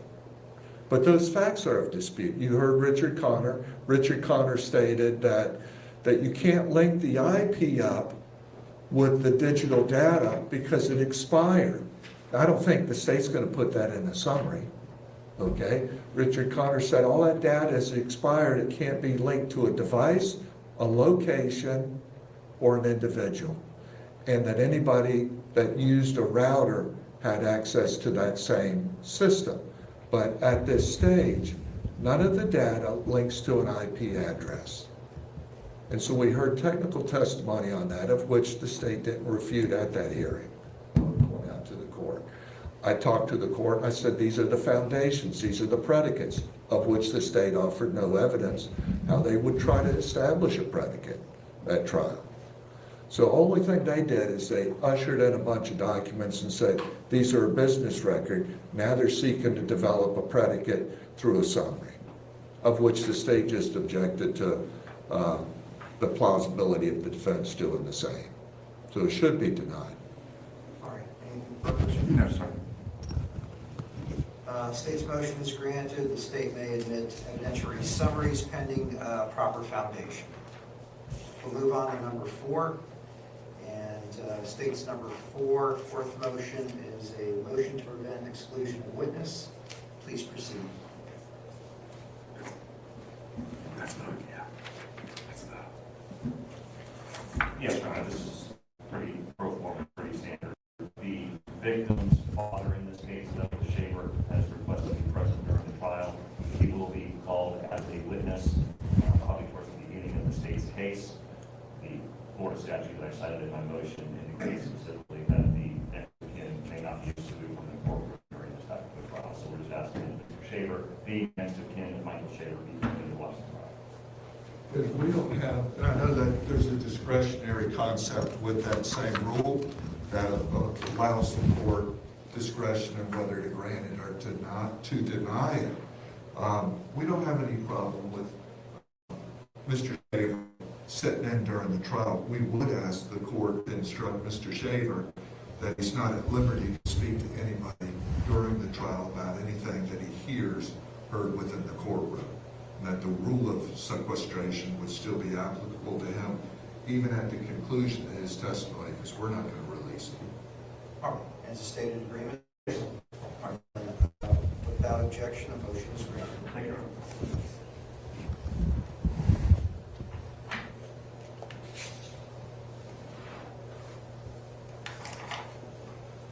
All right, and the state's fifth motion, the state's response to defendant's motion for presence of prospective jurors during the entire court diary process. So this goes to Mr. Woods' motion to permit the diary to be present when we are at the bench selecting the jury members. What I've asked judges is that they remain in the courtroom during the entire voir dire. And I've expressed in the motion the basis for this. I know the state didn't voice any objections, saying they'd leave it to the discretion of the court, but the concepts were to allow the witness or the defendant not to be confused, be able to look at the prospective juror to the conclusion, know if they want that witness, just like any witness on the stand has a right to be refreshed at any stage by looking at anything. We'd ask that the prospective juror remain in the courtroom. Second, we've done it historically as a matter of practice. Further, we have the white noise sound system that precludes any invasion or any fear that the prospective juror is going to be somehow tainted by us discussing matters at the bench. So I don't think there's any danger in it. But I think it's a necessity in a trial of this fashion and the size of the jury. No, I did not ask to leave this in the discretion of the court. I specifically stated that the state requests that you deny their request. Mr. Wiggs definitely seems to have a habit of citing case law that does not actually have anything to do with the issue at hand. For this matter, he has cited cases dealing with refreshing the recollection of a witness, which has nothing to do with jury selection. He has also cited case law about that deals with 3850 claims dealing with whether or not an attorney should have stricken a juror who had, through his statements, shown bias. He does not cite anything that has to do with the issue that he wants the court to do, which would be the rule of criminal procedure, which states that these strikes should be done outside of the presence of the jury. The issues that... Outside the hearing or outside the presence?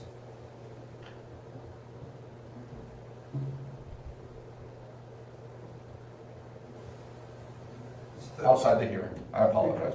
Right. Yeah.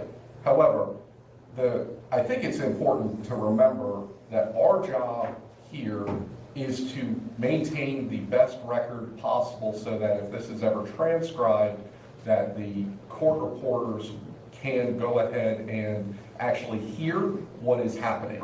I pulled the jury selection from the case where this court actually allowed the procedure as outlined by Mr. Wiggs, and I have the recording of that if the court would like to hear it for itself. I would say that it is much more difficult to hear the bench conference when people are whispering and trying to maintain the spirit of this rule while we are up there doing strikes and having the white noise sound played, as opposed to if we were sitting out here in front of microphones and actually establishing what our reasoning for challenges might be and any sort of legal argument that we may have. Any sort of due process claim fails because it is exactly the same for both sides, whichever route we go. But I believe that it is much more important to make sure we have a clear record of what the legal arguments as to any sort of juror strike should be than anything that Mr. Wiggs has outlined in his motion. May it please the court. Judge, I don't know if Mr. Camuccio just doesn't understand the concept I'm arguing, but to say that the person can be refreshed, yes, that's a statement that I made in the motion by analogy. No, there's no clear case law on this. There's not. It's a discretionary matter with the court. I didn't see any case law or any argument by the state. Otherwise, the legislature has approved this white noise system. If we go by what Mr. Camuccio is saying, we'll just eliminate it, Judge. We'll never have use of it again in a courtroom. But I don't think that's the concept or the principle that the court wants to follow. But I stated in my motion that any witness, by comparison, any witness on the stand, if they're not refreshed at any stage, they have a right to look at anything to refresh themselves. So I said, comparatively, by analogy or argument, why is a defendant, why would you take all the jurors out of the room and have a mass of jurors sitting outside when you're doing back strikes and you've got multiple strikes in total, and leave the defendant confused. I've sat there, and people are asking me sometimes when they are removed from the courtroom, well, what's that person? Who was that person? Was that the teacher? Was that the this, that? And you spend more time trying to keep track of where people are seated, which can raise a 3850. Okay, and I said that in my motion. You got to only greaten the odds that you may have a problem down the line on an appeal because you just didn't impose a safeguard of leaving them in the courtroom. So I don't know what policy the state thinks they're advancing here to object to this, but I see that there's a warranted and a healthy process leaving the jury in here instead of returning and seeing it up on an appeal and having to readdress the issue again. All right. I'll grant defense's motion. I'll allow the venire members to remain in the courtroom during the entire jury selection process. Okay, we're on to state's number 6, which is state's motion in limine regarding expected testimony of Adam Narvaez. Yes, Your Honor. Rich Buxton, thank you. Yes, sir. The state's motion really focuses on 2 different things. The state deposed the defense listed Mr. Narvaez. The state deposed him. I attached a copy of the deposition to the motion for the court's benefit. The state's focus is on 2 separate sets of statements made to Mr. Narvaez. The first set of statements are made to him by the defendant, Laurie Shaver. Mr. Narvaez indicated that Ms. Shaver, the defendant, told him that she and the victim had a rocky relationship and that there had been a history of abuse. Those statements the state is seeking to exclude because they're clear self-serving hearsay. As we all I got to pause for that. I'm just going to peek over it. 50 memberships. Holy crap. Thank you, Anne. Brandy's very much going to appreciate that. Wow, 50 gifted memberships. That is so incredibly generous. Look at him go. Look at him go. Wow. I can't. Hopefully Brandy is seeing this right now because she's been in the chat on and off.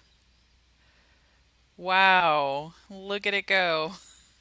I'm going to give it a second to finish giving them all out and then I'll start the video back up again. Wow. Look at all those people getting memberships. And yes, Wendy, I agree. The defense seems to be grasping at straws. I think that we're going to see a lot of this in trial. It's like Vegas on a good day. Yes, I agree, Auntie. Wow. Yeah, if there's closed caption, I will try to keep closed caption on. I like to have closed caption on because I feel like I can't like understand words sometimes, and especially when the lawyers get away from the mics. So, yeah. Wow, I think all those memberships finished getting out. Wow. I even got one of those on my other account. Wow, that's so exciting. Yes, I love closed caption. I love closed caption because when I can't understand a word or somebody has an accent, but sometimes it's not totally correct, but at least I'll have a gist of what it is. Thank you again, Anne, for the 50 memberships. That's amazing. Congratulations to everybody that got a membership. Wow, that's a great start to the day, y'all. all know in this room that the statements or admissions against a party opponent are admissible, which is why the state is able to introduce the defendant's statement against her. These are self-serving statements. They are inadmissible and can't be presented through the defense by asking the witness, did the defendant tell you X, Y, and Z, or asking the witness, what did the defendant tell you? I've cited the 3 cases of many that apply to self-serving hearsay in my motion. This concept would also apply to any witness that the defendant made similar statements to, not just Mr. Narvaez, but because my motion is focused on Mr. Narvaez, I'll limit my discussion to just that. The second portion of the state's motion focuses on statements made by the defendant's daughter, Isabel Shaver, to Mr. Narvaez. As we know, the defense is going to potentially be that Ms. Shaver, Isabel Shaver, was the one that actually shot the victim. Ms. Shaver made statements to Mr. Narvaez years later indicating such. Those are clear out-of-court statements made by a witness, Ms. Isabel Shaver, to Mr. Narvaez, used to prove the truth of the matter asserted, so they are clearly hearsay. By no means is, by the state's motion, are we trying to prevent Ms. Isabel Shaver from testifying. That's not the focus of the motion. The focus of the motion is to prevent witnesses from being questioned about hearsay statements made by Ms. Isabel Shaver. So, because statements made by Isabel Shaver to Mr. Narvaez are clear hearsay, the question is there a hearsay exception to those statements? And the only exception potentially that could be raised is that it's a statement made by the declarant against the declarant's penal interest, pursuant to 90.804(2)(c). In order for that hearsay exception to be established, the defense, because they're the proponent of the evidence, would have to prove three things. Number one, the declarant, Isabel Shaver, is unavailable. Well, we know that's not the case because Isabel Shaver has given a deposition, and by everything I know, she is ready, able, willing, and is going to testify in this case. So that prong cannot be met. Therefore, the exception for a statement against penal interest cannot be established. You don't even have to get to the second and third prongs because, again, Ms. Shaver is available.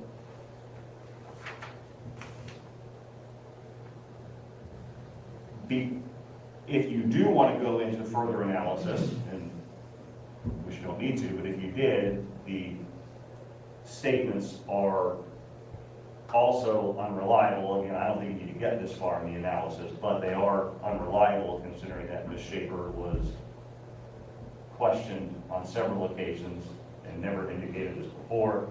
There's some scientific evidence refuting her statements, as well as the testimony of Jeremy Townsend. Again, I'm not going to go into that really in detail because, again, the state's position is Isabel Shaver is available, therefore prong one of this cannot be met, therefore the exception doesn't apply and the statements are hearsay. Pursuant to my ethical obligation, there is a line of cases which I included in the motion, which talks about constitutional due process, and that is the Chambers versus Mississippi case.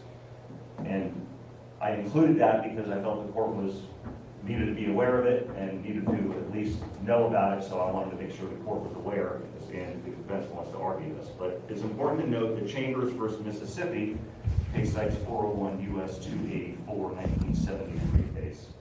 That case addressed a Mississippi case in which a third party confessed to a murder to several people, but then recanted the confession.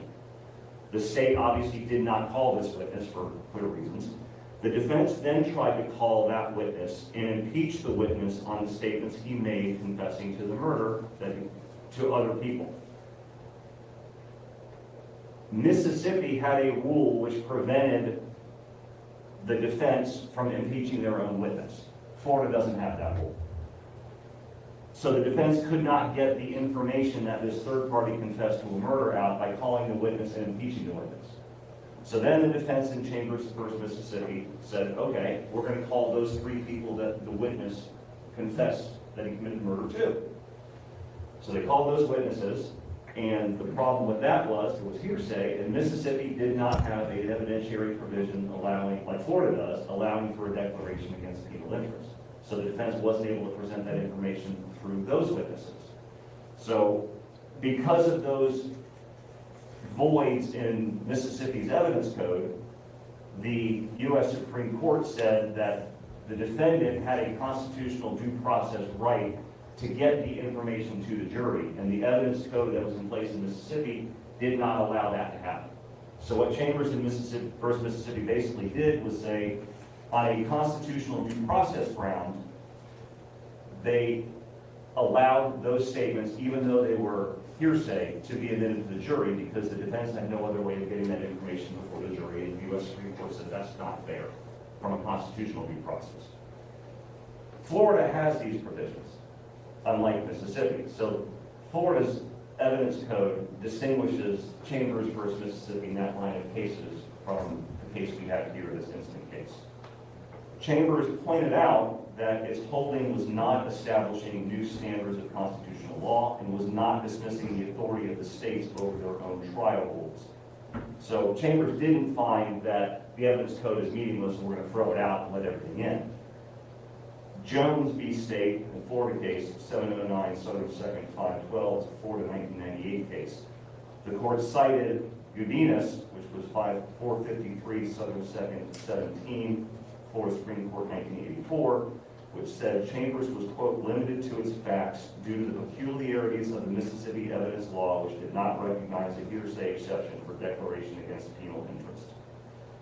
So our Florida Supreme Court basically determined that Chambers wasn't applicable because Chambers was meant to fill that void in Mississippi law that Florida did not have. In this case, the defense has every ability whatsoever to present this evidence to the jury, which Chambers couldn't do, but the defendant does because they can call Isabel Shaver and talk about whatever Ms. Shaver wants to say. So that evidence can be presented to the jury by simple traditional methods of calling the witness.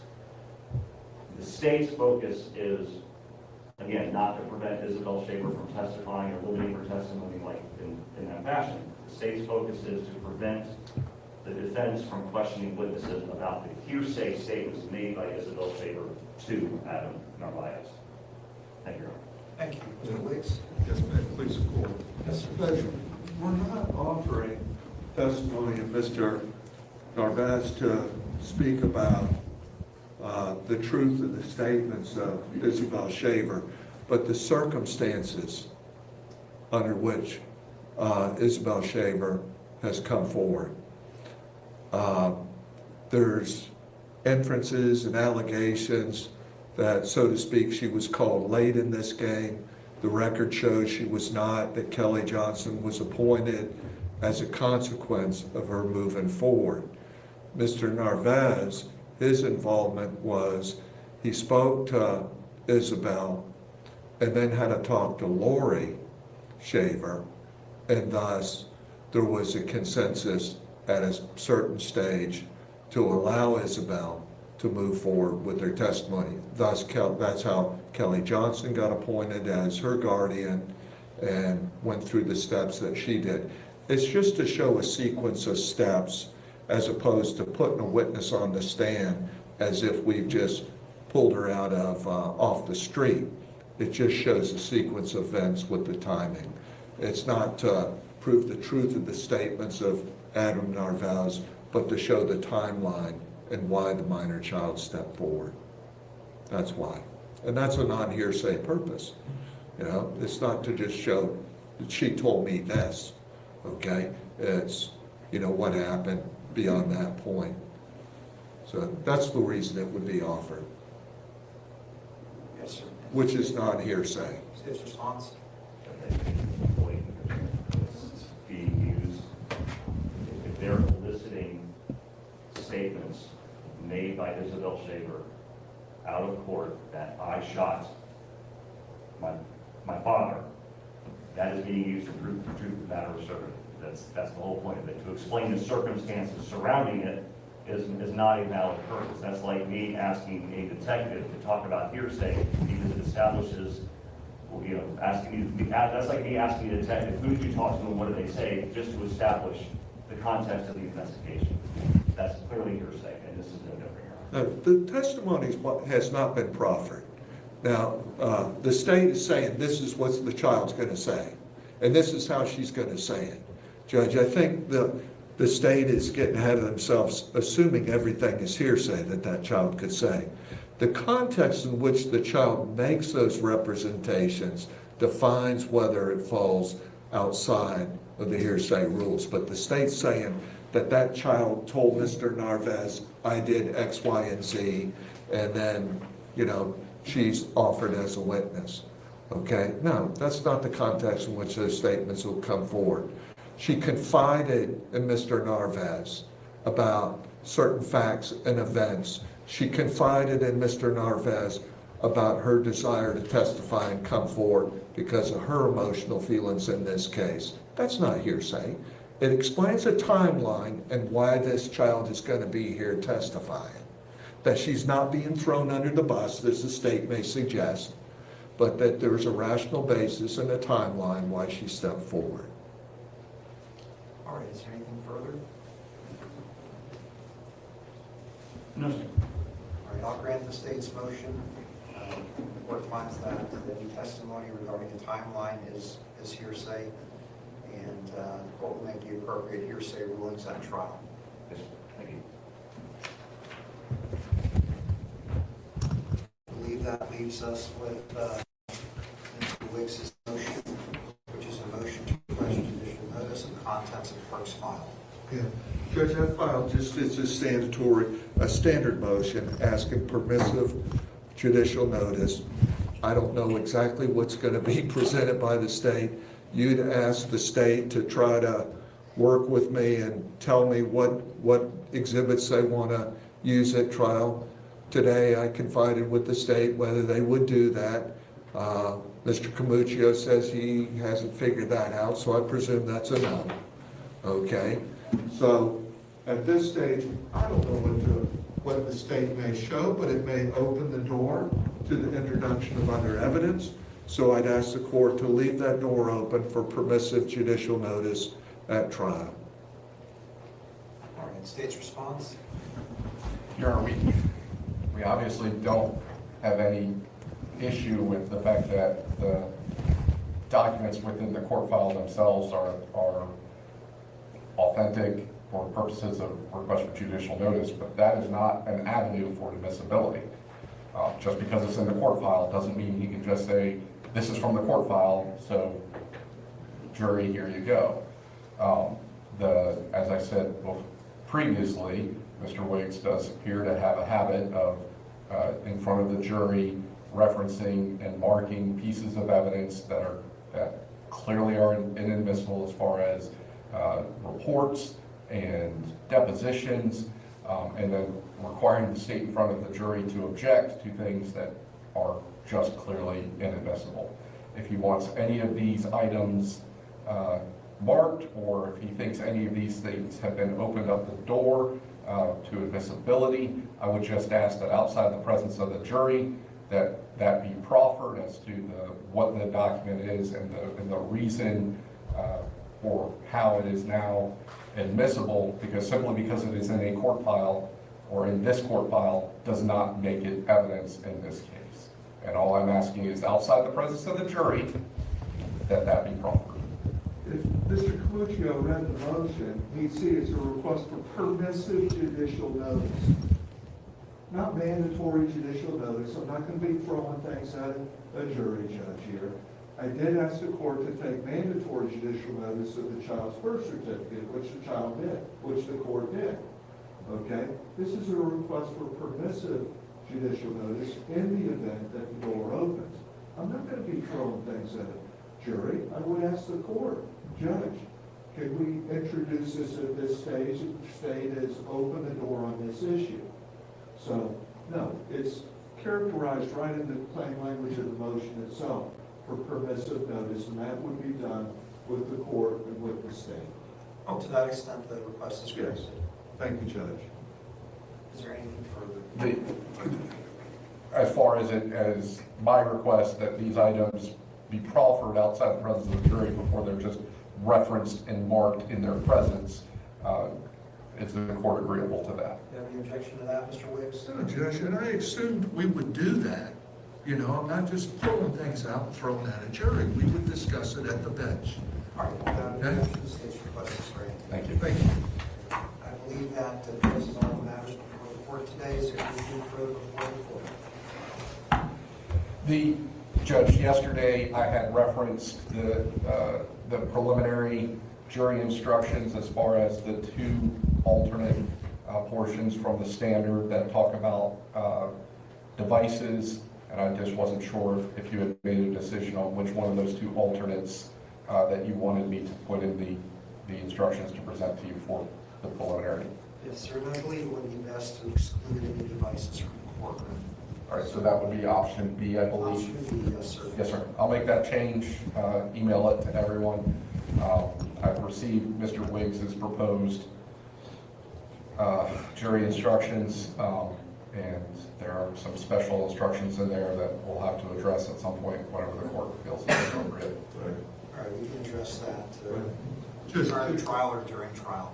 Right. Just going back, just to clarify the record too, with regards to my motion in opposition to the state's request for a jury summary, in that I had cited Smith versus Carlisle. I had given the state that, and the decision is 378 Southern 3rd at 1213. The state had complained they didn't have a copy of any authority on that. They have it right in the documents that I've handed them as well. All right, is there anything further? Yes, sir. There's nothing further, Judge. All right, thank you all for attending. We are adjourned.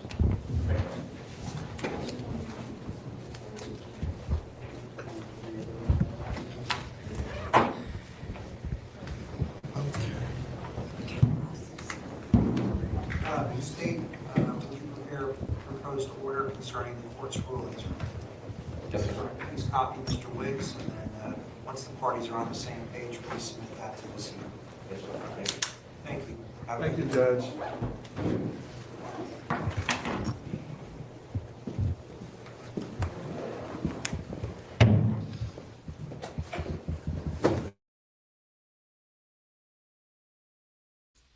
Yeah, so I see some of you in there saying, how is a mother letting their child do that? I agree. I don't have kids, but I would think if I had a kid, I would want to protect them from that. However, the daughter confessing she would have been 7 years old when that happened. And most areas don't prosecute unless the child's over 10. So she knows that if her daughter's the one that takes the fall, then nothing will happen to her daughter. And yes, she is on bond. So they're still not done with jury selection. I would assume that they would be taking lunch now. So if you haven't watched Brandi's video, we streamed it earlier in the stream to go over the stuff. I'm going to put the link to the other video in the chat. I'm going to take a break. So some of the interviews that I've seen are on like Law and Crime and whatever, and they will definitely ding copyright. I've had that issue on my channel. Have to be very careful with those. If it was a news network like NBC or something like that, I would be able to do it because we have the right to that. But it being on Law and Crime or Court TV, those interviews, they'll get flagged. So I can't play those. But I definitely suggest that people look for those interviews and watch that before the trial starts. I did play some of the news clips that had gone on over the last few years a little while ago. So again, check out Brandi's video. This video that she does goes over everything. It will answer all your questions. And I'm going to monitor the court. So if court starts today, I will come back. So, you know, make sure that you have the bell turned on so you get the notification if we go live again. So just posted the link, and I'm dual streaming on my channel and Brandi's channel. So I've had a lot of fun with you guys this morning. I was hoping the jury selection was going to be a lot quicker, but we'll see. Worst case scenario, we don't go live today, and we'll go back live tomorrow. I'm with you guys the rest of the week. So Brandi is in court for the entire week. They are predicting it will at least be this week, possibly next week for court. So we'll see. It's been, like I said, it's been fun. I appreciate you guys, and we'll be back sometime soon. I don't know what all this stuff is. Well, you know what? I'm just going to select this because I don't know what it is. All right, bye. I'll see you guys later on.